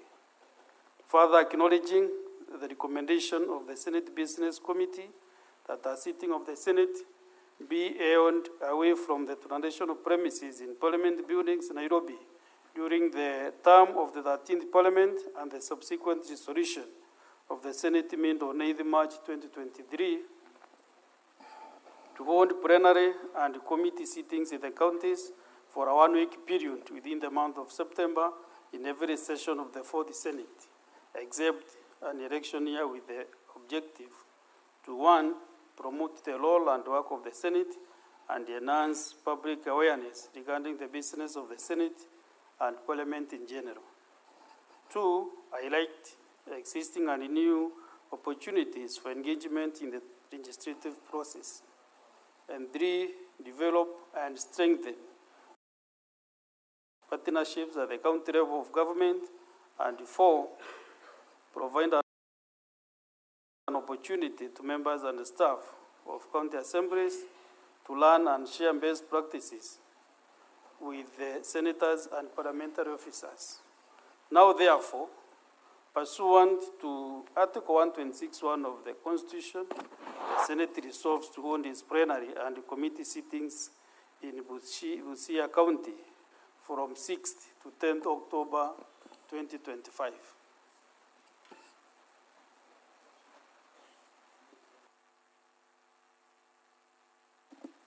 I thought from the onset this was termed as just a procedural motion, but I can see we have several senators who want to spend some time. But senators, can we agree maybe how long can this take so that can you get consensus? 3-5? There is also 1 minute from Senator Zena. 3 minutes, fine, 3 minutes. Let's start with Senator Chelagai Samson. Mr. Speaker, thank you. I agree this is a procedural motion. Mr. Speaker, it has always been my argument because as a ranking member of this House, Mr. Speaker, we should do more of oversight visits. I remember in public accounts we have tried to visit, and I'm happy that this time, Busia, we should visit, Mr. Speaker. We need to go there and see what is happening. The area senator did not assure us of our security because the last time he was there, he was living under hail of stones. But I hope the security agencies will handle that matter. Mr. Speaker, Malaba border point and Busia being one of the critical towns as you exit our country is critical. And I remember East Africa Community Trade Protocols. Malaba is one of the few and important places. Mr. Speaker, it's always sad to see in the news that there is gridlock, there is inefficiency, especially in our trade of transporting, Mr. Speaker.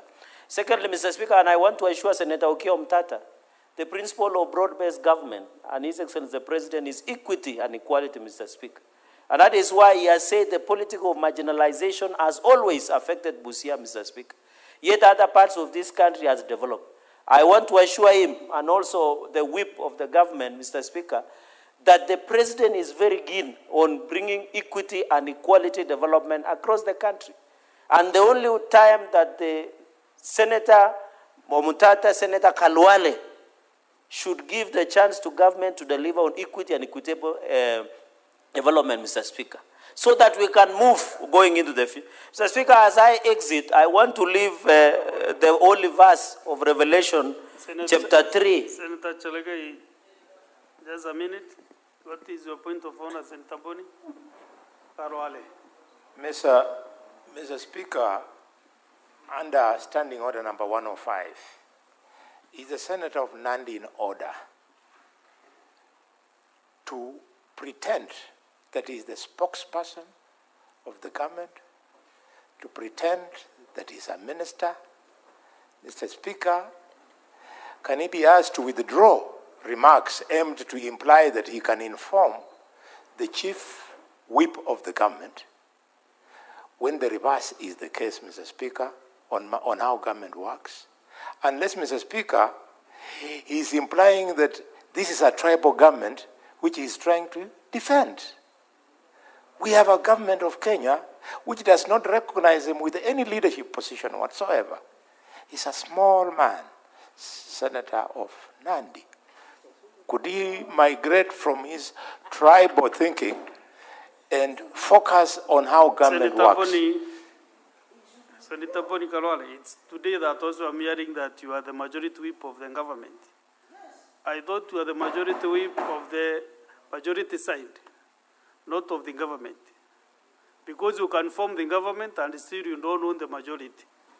Are you aware that you contemplate that? Speaker, I stand guided, but why I have so stated is because there's so much confusion now. We don't know which is the majority side, which is the minority side. Because the people on minority side are in government. The people in majority side, they don't know where to go. In fact, they are sitting on committees. Okay. Mr. Speaker, for that reason, since I am not part of the broad-based government, I thought I should say of the original government.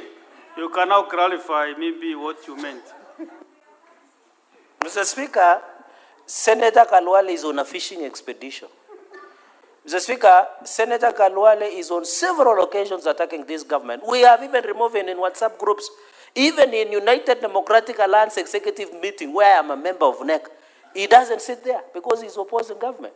And that is why I'm advising you on Revelation chapter 3, verse 14 to 22. The Bible says, don't behave like Laodicea Christians. You are neither cold or warm.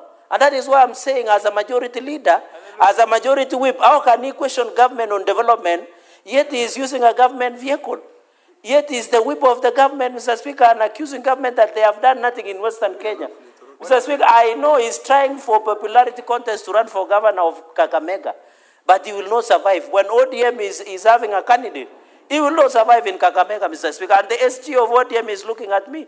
Because the current governor of Kakamega is a member, distinguished member of ODM, Mr. Speaker. So, Mr. Speaker, I want to advise, I am not a small man, Bwana Kalwale. The fact that I was elected by the great people of Nandi to be the senator, not only as the first senator, I am enjoying my 2 terms, Mr. Speaker.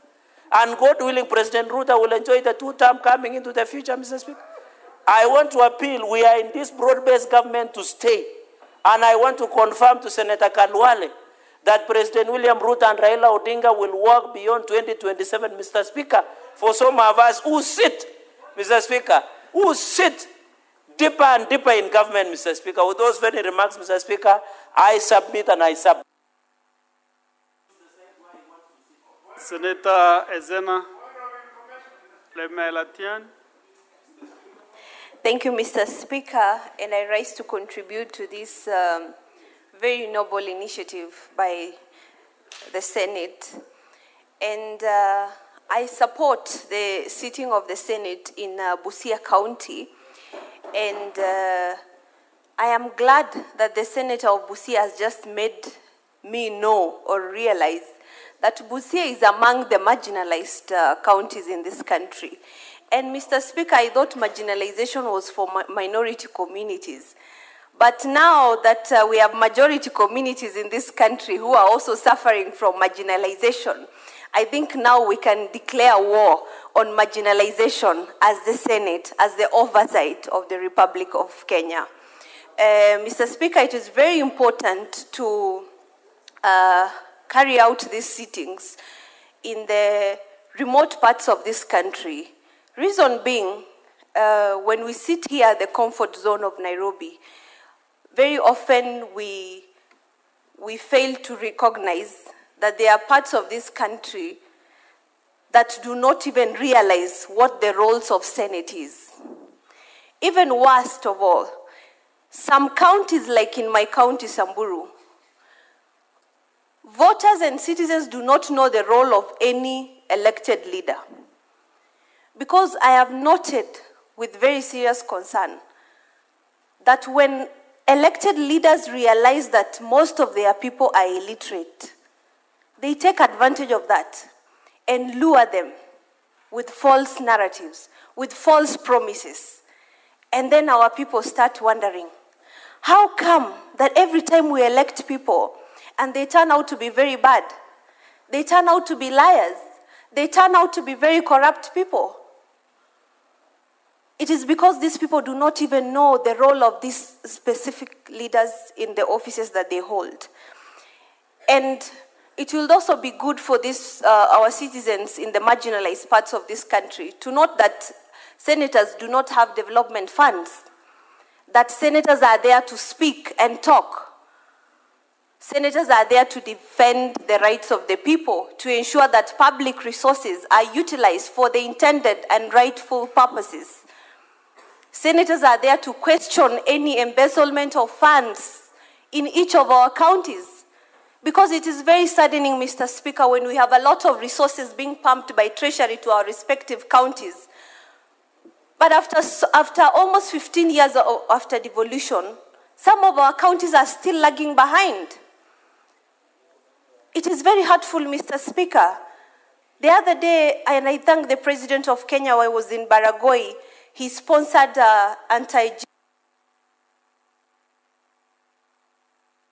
Next time, train yourself to look at the lights. When they turn light green, you are cushioned, and then you should stop. Next time, you are doing so well nowadays. Congratulations. Next is Senator Kadangwa Paul.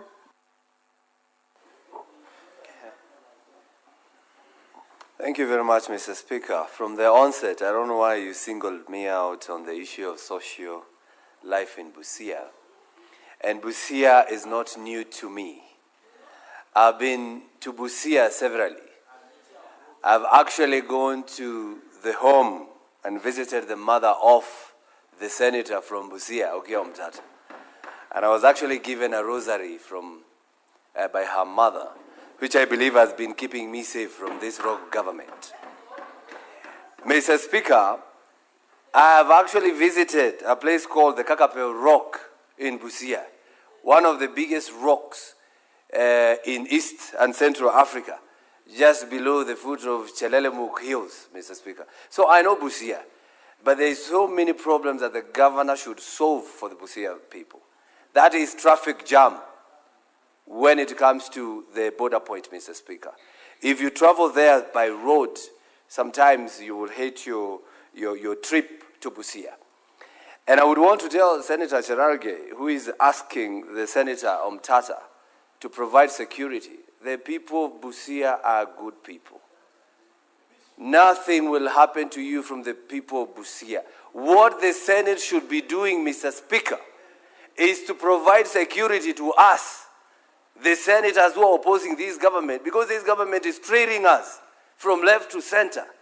But because I'm near Kiambu, I'm able to have 3-4 vehicles from the people of Kiambu to follow me. But when I go to Busia, I might not have the same car. So is the Senate going to provide me security from this rogue regime that are trying to plant weapons and canisters from tear gas so that they can charge us with terrorism, Mr. Speaker? That is what they want to do. Now you are taking me away from the capital where I have security. Not from the people of Busia, but from this rogue regime, Mr. Speaker.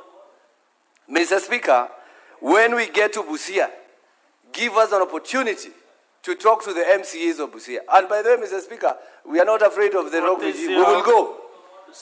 Senator Paul, thank you. Wait a minute. What is your point of order, Senator Roba? Mr. Speaker, I would like to ask my colleague, the Honorable Senator for Kiambu County.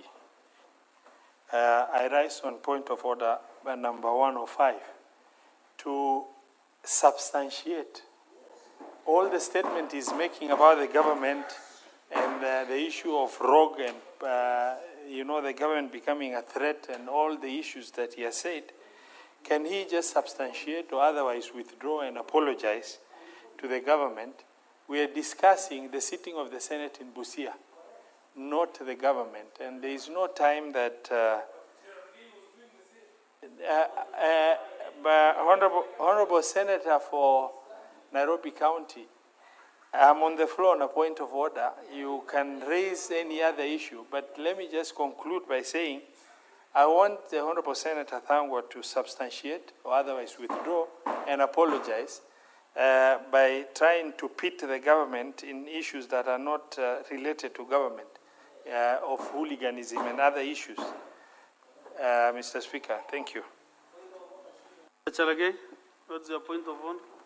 Mr. Speaker, I rise under standing order number 98, 101, 105, and article 243, 244, 245 of the Constitution and 246 to seek a clarity from the distinguished Senator of Kiambu to be ruled out of order, not clarity, to be ruled out of order by not knowing, and this is free of charge, Mr. Speaker, that the police command and security is independent of the executive.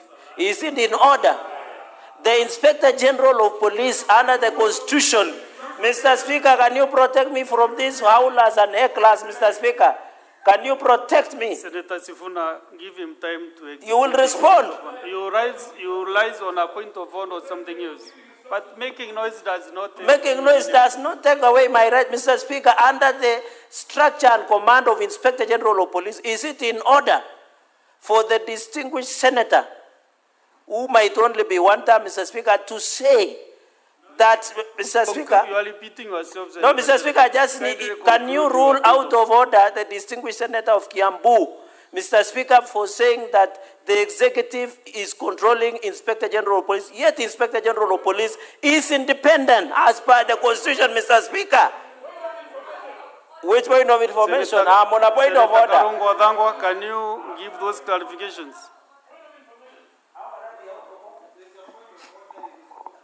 And your time is really running. No, Mr. Speaker, Mr. Speaker, just hold my time on my contribution. This is their time. So yeah, because they are the one who have interjected me, and that's why I want to answer them, Mr. Speaker. If they never answered, if they never asked, then I will be contributing. So, Mr. Speaker, I'm being told to substantiate the obvious. Mr. Speaker, today as we speak, the Honorable Koimburi of Juja was taken by DCI. A few days ago, the Honorable member for Manyata in Embu was taken by DCI on his way home. The other days, MP for Naivasha, Jane Kehara, was taken by DCI from her home. These people are trailing us everywhere, Mr. Speaker. And I have some information. They want to plant guns and tear gas canisters in our vehicles so that they can charge us with treason, Mr. Speaker.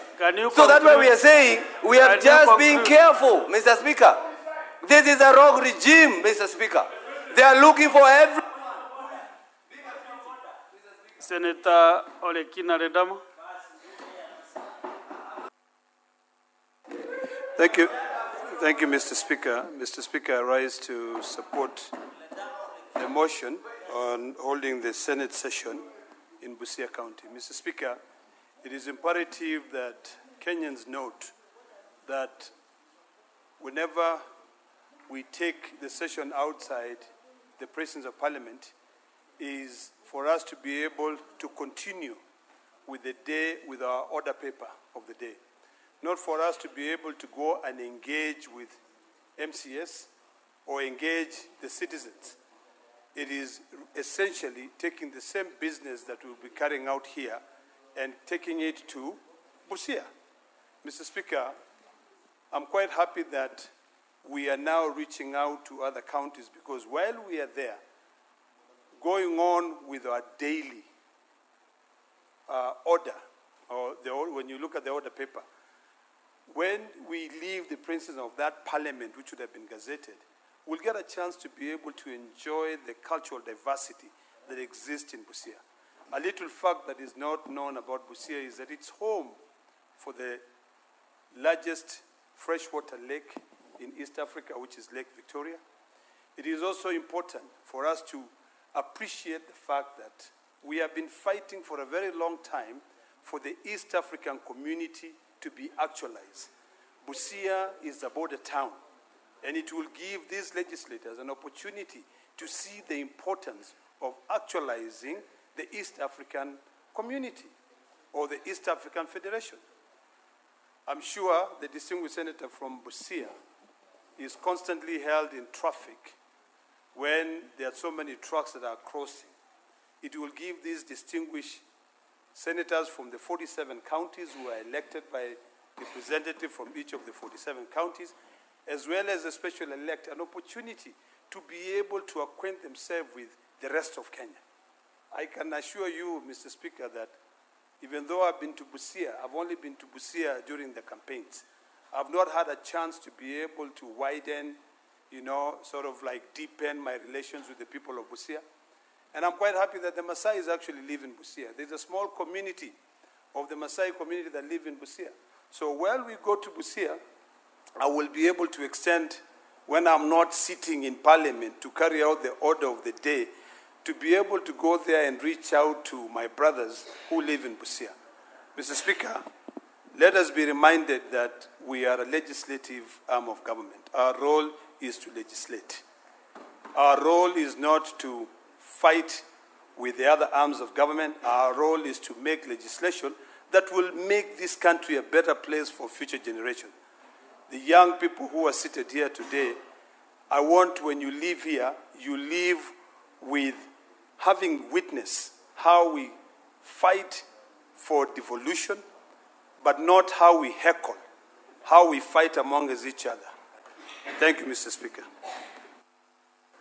Senator Lobahali Hibulin. Thank you very much, Mr. Speaker. I rise to support this motion for us to go and sit in Busia. Senate Mashinani. Mr. Speaker, the role of awareness creation is also a responsibility as a Senate to make sure that the country knows the roles and responsibilities of the Senate.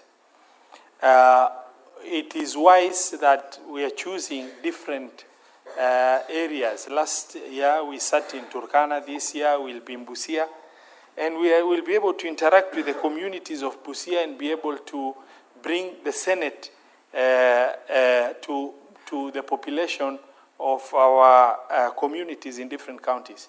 Mr. Speaker, as I rise to support you, maybe outside the agenda of the motion, I've had a number of discussions that have come up that is unrelated to the discussion. I would like to urge our colleagues to also confine themselves to the motion in question so that we're able to constructively contribute, and other issues that are controversial can be discussed in a different forum. Mr. Speaker, sir, I rise to support the sitting in Busia. Senator Osozingonfli. Thank you, Mr. Speaker. Mr. Speaker, I am very delighted to support this motion because Busia County and Vihiga County, they all belong to what used to be called the Western Province. So I'm very delighted, just like the way the Senator of Busia is delighted, that finally, this year, we are going to have our sitting in Busia County. And a lot has been said about Busia. I will not repeat, but I want to emphasize that as we do the sittings in these counties, we should do a proper engagement with the locals. In fact, my expectation is that every committee should come up with a program on how to engage the locals so that to give solutions to the people of Busia. For example, the issue of traffic in Malaba and even in Busia itself, the transport committee should actually prepare to go and address that issue on the ground. And for me, my committee, we have planned that we are going to have our sittings in Busia to look at issues of water, Busia Water Company. We are also going to look at the issues of hospitals in Busia County. So I think we will do a great service to the people of Busia if our programs and our agenda or within that period will be there is targeted to the people of Busia. And that is not enough, Mr. Speaker. I also expect that even outside the formal settings that we will be in, we should also seize this opportunity to do awareness about the functions of Senate. Mr. Speaker, I'm increasingly becoming concerned that many of our people do not really understand the roles of Senate. How many times have we gone to meetings and people asking us, Senator, when are you going to bring us a road? When are you going to build us a school? I think it is very important to also use this opportunity to make our people understand the oversight role of Senate and our contribution as provided for in the Constitution. Even in oversight, there are two levels of oversight. We have primary oversight and we have secondary oversight. In many of our counties, people only understand that the person who does oversight is senator. They have even forgotten that MCAs also have a role to do primary oversight. These are things that I expect the Secretariat to have a program to create awareness to the people of Busia so that Senator Sifuna Edwin Watenya. Honorable Speaker, we continue to grapple with the very unfair application of the rules of this House, that people will bring irrelevant discussions when they are making contributions, but people only rise to object when others do it. Honorable Speaker, let me begin by saying I am very proud that I was a member of the House Business Committee in 2024 when we made the decision to host Senate Mashinani in Busia. And Honorable Speaker, please pause my time. Senator Boni Karwale, Senator Aliroba. Speaker, I was saying I was a member of SBC when this decision was made.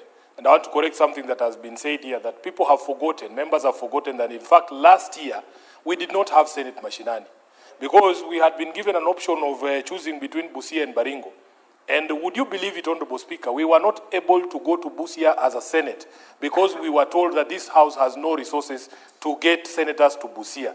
And that is why when members of the National Assembly ask us, what exactly is the Senate's problem with the National Assembly, with Parliament generally? These are some of the things, because we are hindered in our ability to perform our functions because of the sort of facilitation for our functions that we get from Parliament.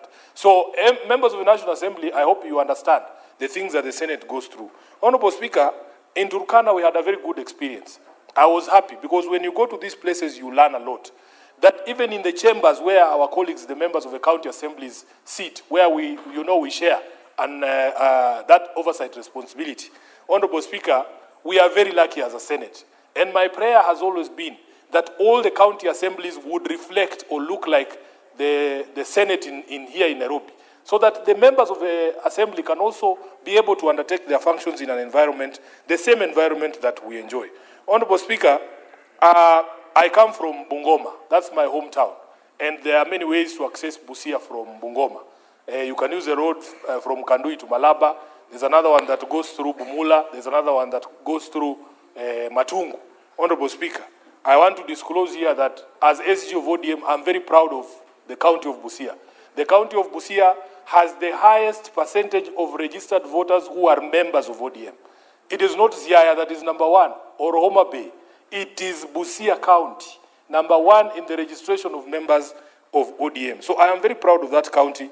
We won almost all the seats there, Honorable Speaker, which is a factor that makes me very proud as well.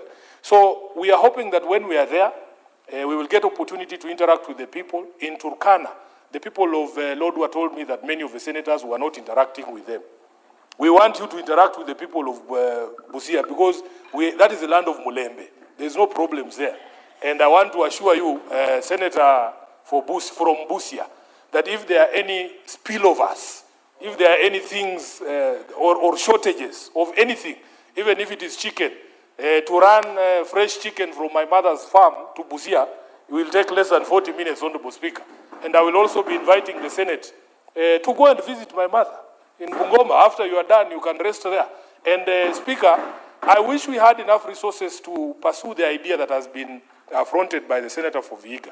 Speaker, we need to spend more time in the counties. We need our committees to spend more time in the counties. And we need to be properly resourced for us to be able to be on the ground.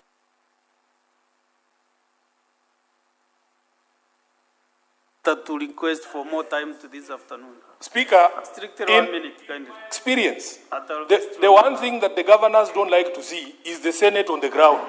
Is the Senate on the ground. I am happy that upon my request, the Committee on Public Accounts is coming to Nairobi to audit our projects. The Committee on Devolution is also coming to audit the state of devolution in Nairobi. Imagine, Honorable Speaker, if all the committees of this House were to spend 1 week in Meru.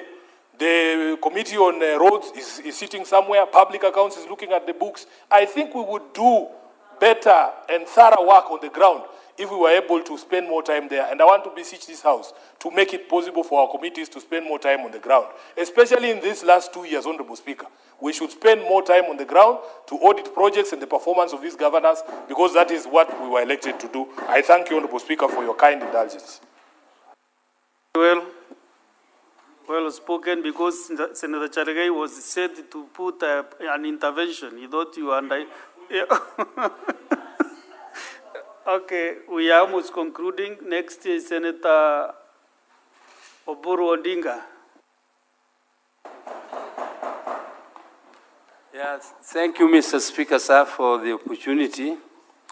Mr. Speaker, sir, I come from Siaya County, which is bordering with Busia.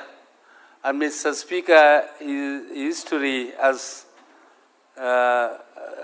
it that when Western was part of Nyanza, part of Busia, which is Samia and Manyala, were part of Central Nyanza. They were not part of North Nyanza. And Busia is our connection with Uganda. Actually, that is the umbilical cord between us and Uganda. Whenever we have problems with Uganda, we would rather have the DCs of Busia and the DCs of Siaya discussing with those ones over the border. And when you go there, you will be able to witness all this. Because it is not just on the land that we border with Uganda. We also border with Uganda in the waters of Lake Victoria. Busia borders with Uganda in the waters of Lake Victoria. And there are so many islands. Some of them we are claiming are ours. I don't want to mention them to create a problem with our neighbors. But I know they are, where the people who are living there are people from Kenya, there are people from Busia who are living there. But, Mr. Speaker, that notwithstanding, there is also a cross-border. There are tribes and clans who live across the border. If you, for instance, Mr. Speaker, the brother of Mudia Wuri was a presidential candidate in Uganda, and Mudia Wuri was the vice president of Kenya. Because the Samias are Samias both on the Uganda side, and they have MPs from this other side. So when we go there, we are going to understand the people. And the people there are very good. Those who are concerned, my brother from Kiambu was concerned about security.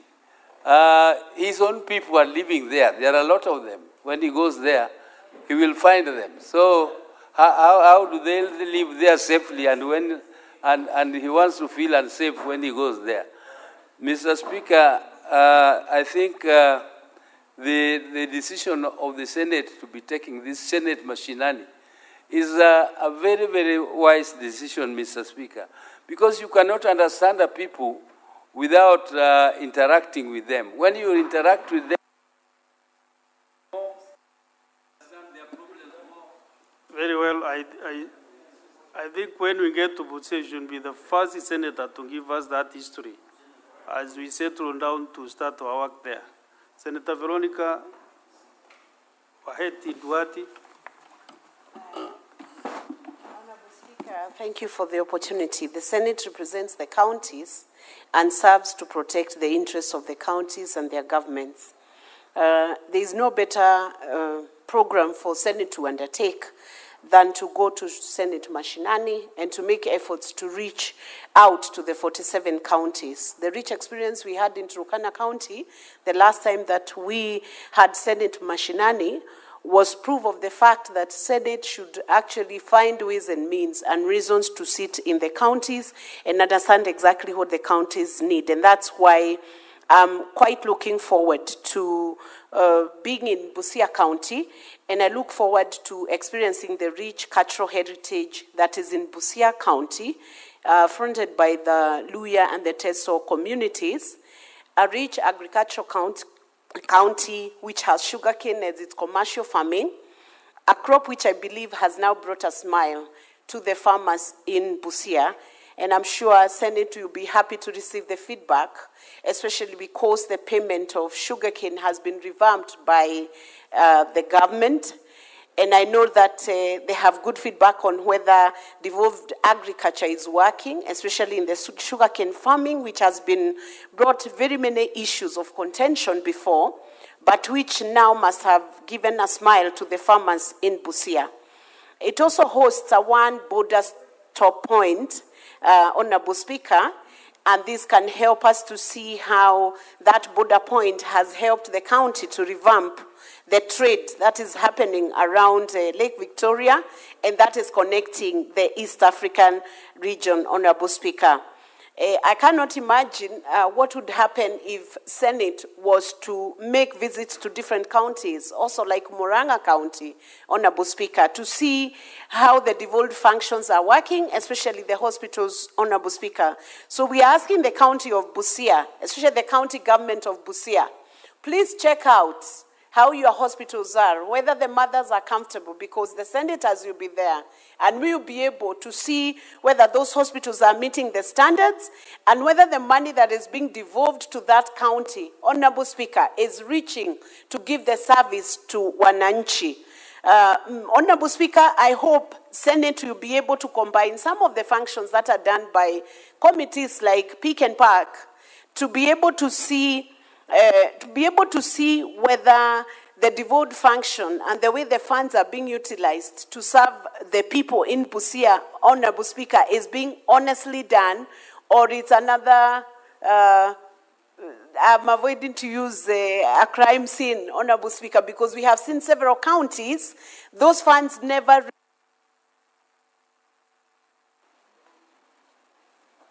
There was time limitation of 3 minutes.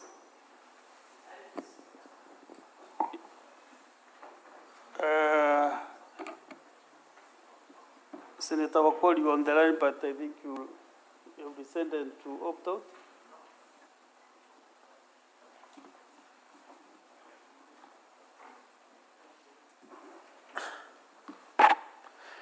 Asante Mheshimiwa Spika kwa nafasi hii ambayo umenipa ili niweze kuchangia sababu ambazo ninaunga mkono hoja ya kwamba bunge la Senate liwe na vikao katika gatuzi la Busia, kwa sababu watu wa Busia, Mheshimiwa Spika, kama kaunti nyinginezo katika serikali na nchi ya Kenya, kaunti hii ina haki ya kukaribisha wageni kutoka pembe mbalimbali waje wajionee tamaduni na itifaki zote zinazohusisha watu wa Busia. Mheshimiwa Spika, Busia ni kaunti ambayo ina tabaka mbalimbali. Mheshimiwa Spika, kuna jamii ya Batura, Bukusu, Teso, Wajaluo, Wakikuyu, wote wako katika eneo la Busia. Mheshimiwa Spika, unapoangalia eneo la Busia, Mheshimiwa Spika, ni eneo ambalo lina vivukio vya mpaka kadhaa. Mheshimiwa Spika, kuna Malaba, Busia na eneo la Mluanda. Mheshimiwa Spika, eneo la Busia kama jinsi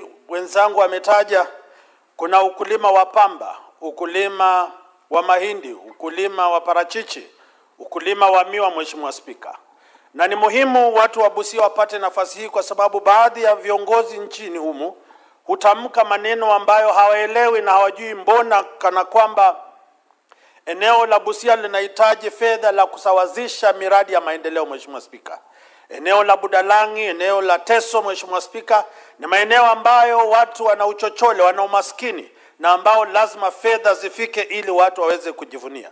Kwa mapana na marefu, Mheshimiwa Spika, eneo bunge ama maeneo ya Busia, Busia linapakana na kaunti ya Kakamega, kaunti ya Bungoma na kaunti ya Siaya. Mheshimiwa Spika, hivi kwamba mnapokuja katika kaunti ya Busia, mnaweza pata starehe ama kubugia tembo katika kaunti ya Bungoma, mnaweza pata vitumbuizi. Mheshimiwa Spika, vitu vya kusisimua miili yetu na hamu ya kujua kwamba Bungoma vile vile kuna Wabukusu, kuna Abateso, kuna Batura, kuna Wasabot, kuna na watu kule Chebiuk. Mheshimiwa Spika, ambao kuna eneo la asali na maziwa. Mheshimiwa Spika, kule Chebiuk, Mheshimiwa Spika, kuna maeneo ya upanzi wa viazi, upanzi wa kahawa na vile vile ukulima wa ng'ombe. Hivi ni kuambia Wakenya kwamba takapoenda katika eneo la Busia waje wakijua kwamba vile vile wana shida ambazo lazima zitatuliwe. Barabara ya kutoka Kisumu kwenda Busia. Mheshimiwa Spika, vile vile kuna barabara ya kutoka Mayoni kwenda Nambale na kufika paka kule Busia. Mheshimiwa Spika, kuna barabara ya kutoka Busia kuja paka Mateka na maeneo mengine. Mheshimiwa Spika, hivi ni kusema kwamba Senate likiwa katika eneo bunge ama kaunti ya Busia ni kuweka.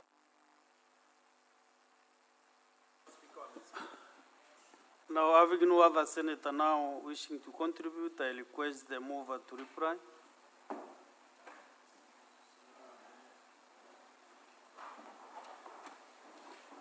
Thank you, Mr. Speaker. Mr. Speaker, I want to thank colleagues for supporting this very important motion, and wish to use this opportunity to urge the governor of Busia to be ready for us. We would like him to be ready for us. We have questions we want to ask him. He runs a budget of 9.8 billion shillings per year. Mr. Speaker, as a son of that region, I'm not happy that I don't see the evidence of the 9.8 billion shillings on the ground in Busia. We owe it to our people. And therefore, the governor will be urging you, you have to think of how to open the economy of Busia. There is no reason, Senator of Busia, why the governor of Busia cannot take advantage for the East African trade protocols, along with the governor of Siaya and the governor of Kisumu and the governor of Homa Bay, to open up the blue economy. If they open up the blue economy, we are going to see the economy of Seaport opening up. The economy of Port Victoria is going to open up. The economy of Port Bunyala will open up. They're just staying there.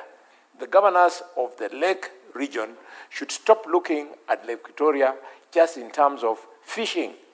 They have to open up. I don't see why, Mr. Speaker, the governor of Busia cannot develop Bumbe Beach, very beautiful, back home there. I don't see why he is not developing Shisenya Beach, very beautiful back home there. We need to put that encouragement to him. 2 years is still a long time. He can be able to open up the economy of Busia. And with those many remarks, Mr. Speaker, I move and I thank you.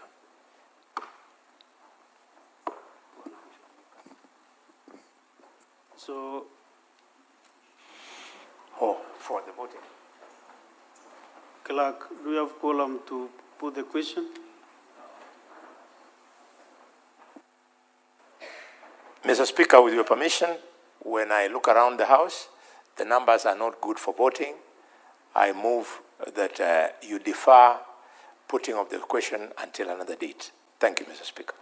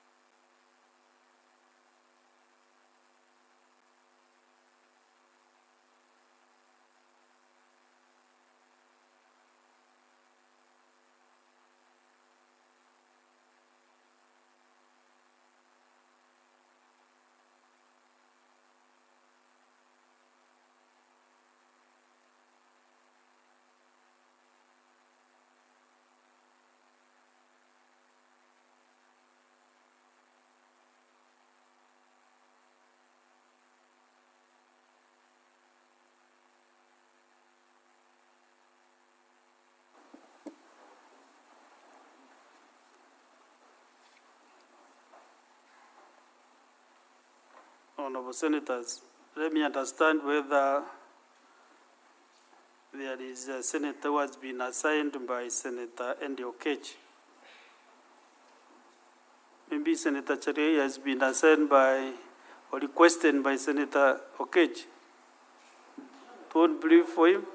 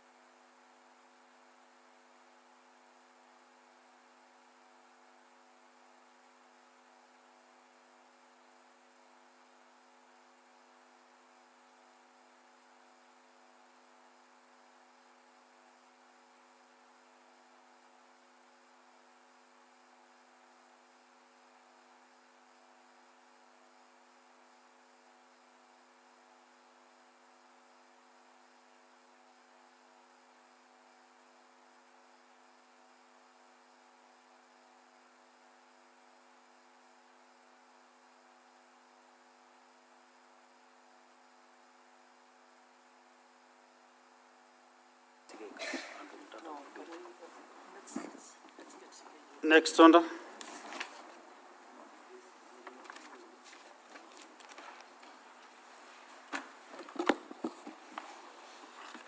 Order number 10, Committee of the Whole, the Creative Economy Support Bill, Senate Bills number 30 of 2024.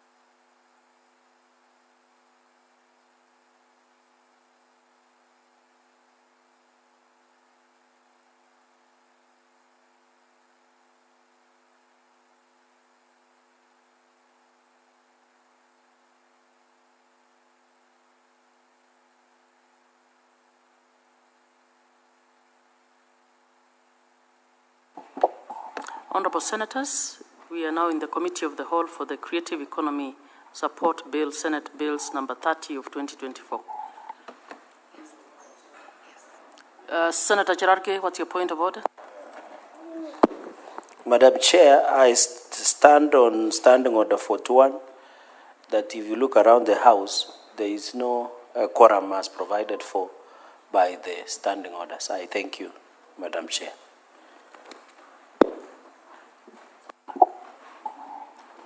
Clerk, is there quorum?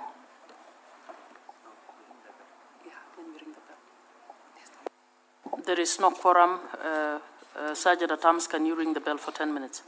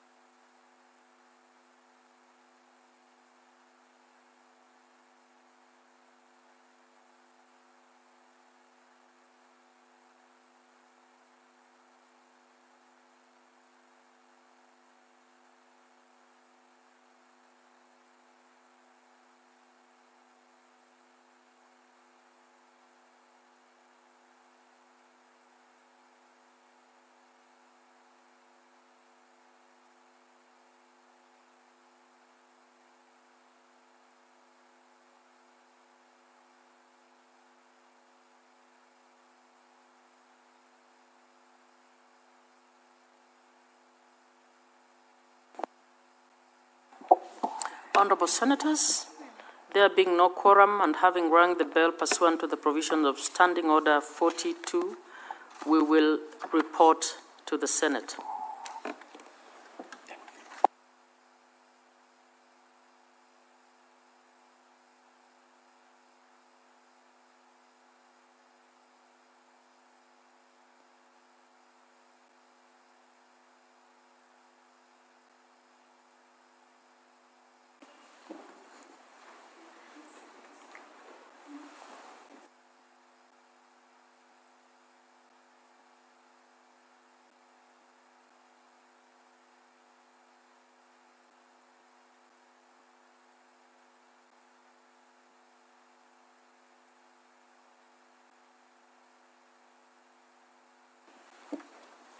Honorable Senators, I request the Chair to report progress.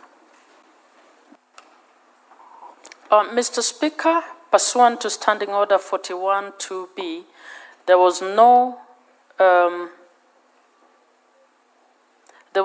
quorum at the Committee of the Whole. Therefore, we did not make progress on the Creative Economy Support Bill, Senate Bills number 30 of 2024.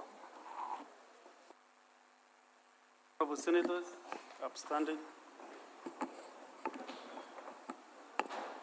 Honorable Senators, having failed to attain quorum at the expiry of the 10 minutes, the Senate stands adjourned pursuant to Standing Order 41-2B until Tuesday, 29th July 2025 at 2:30 p.m.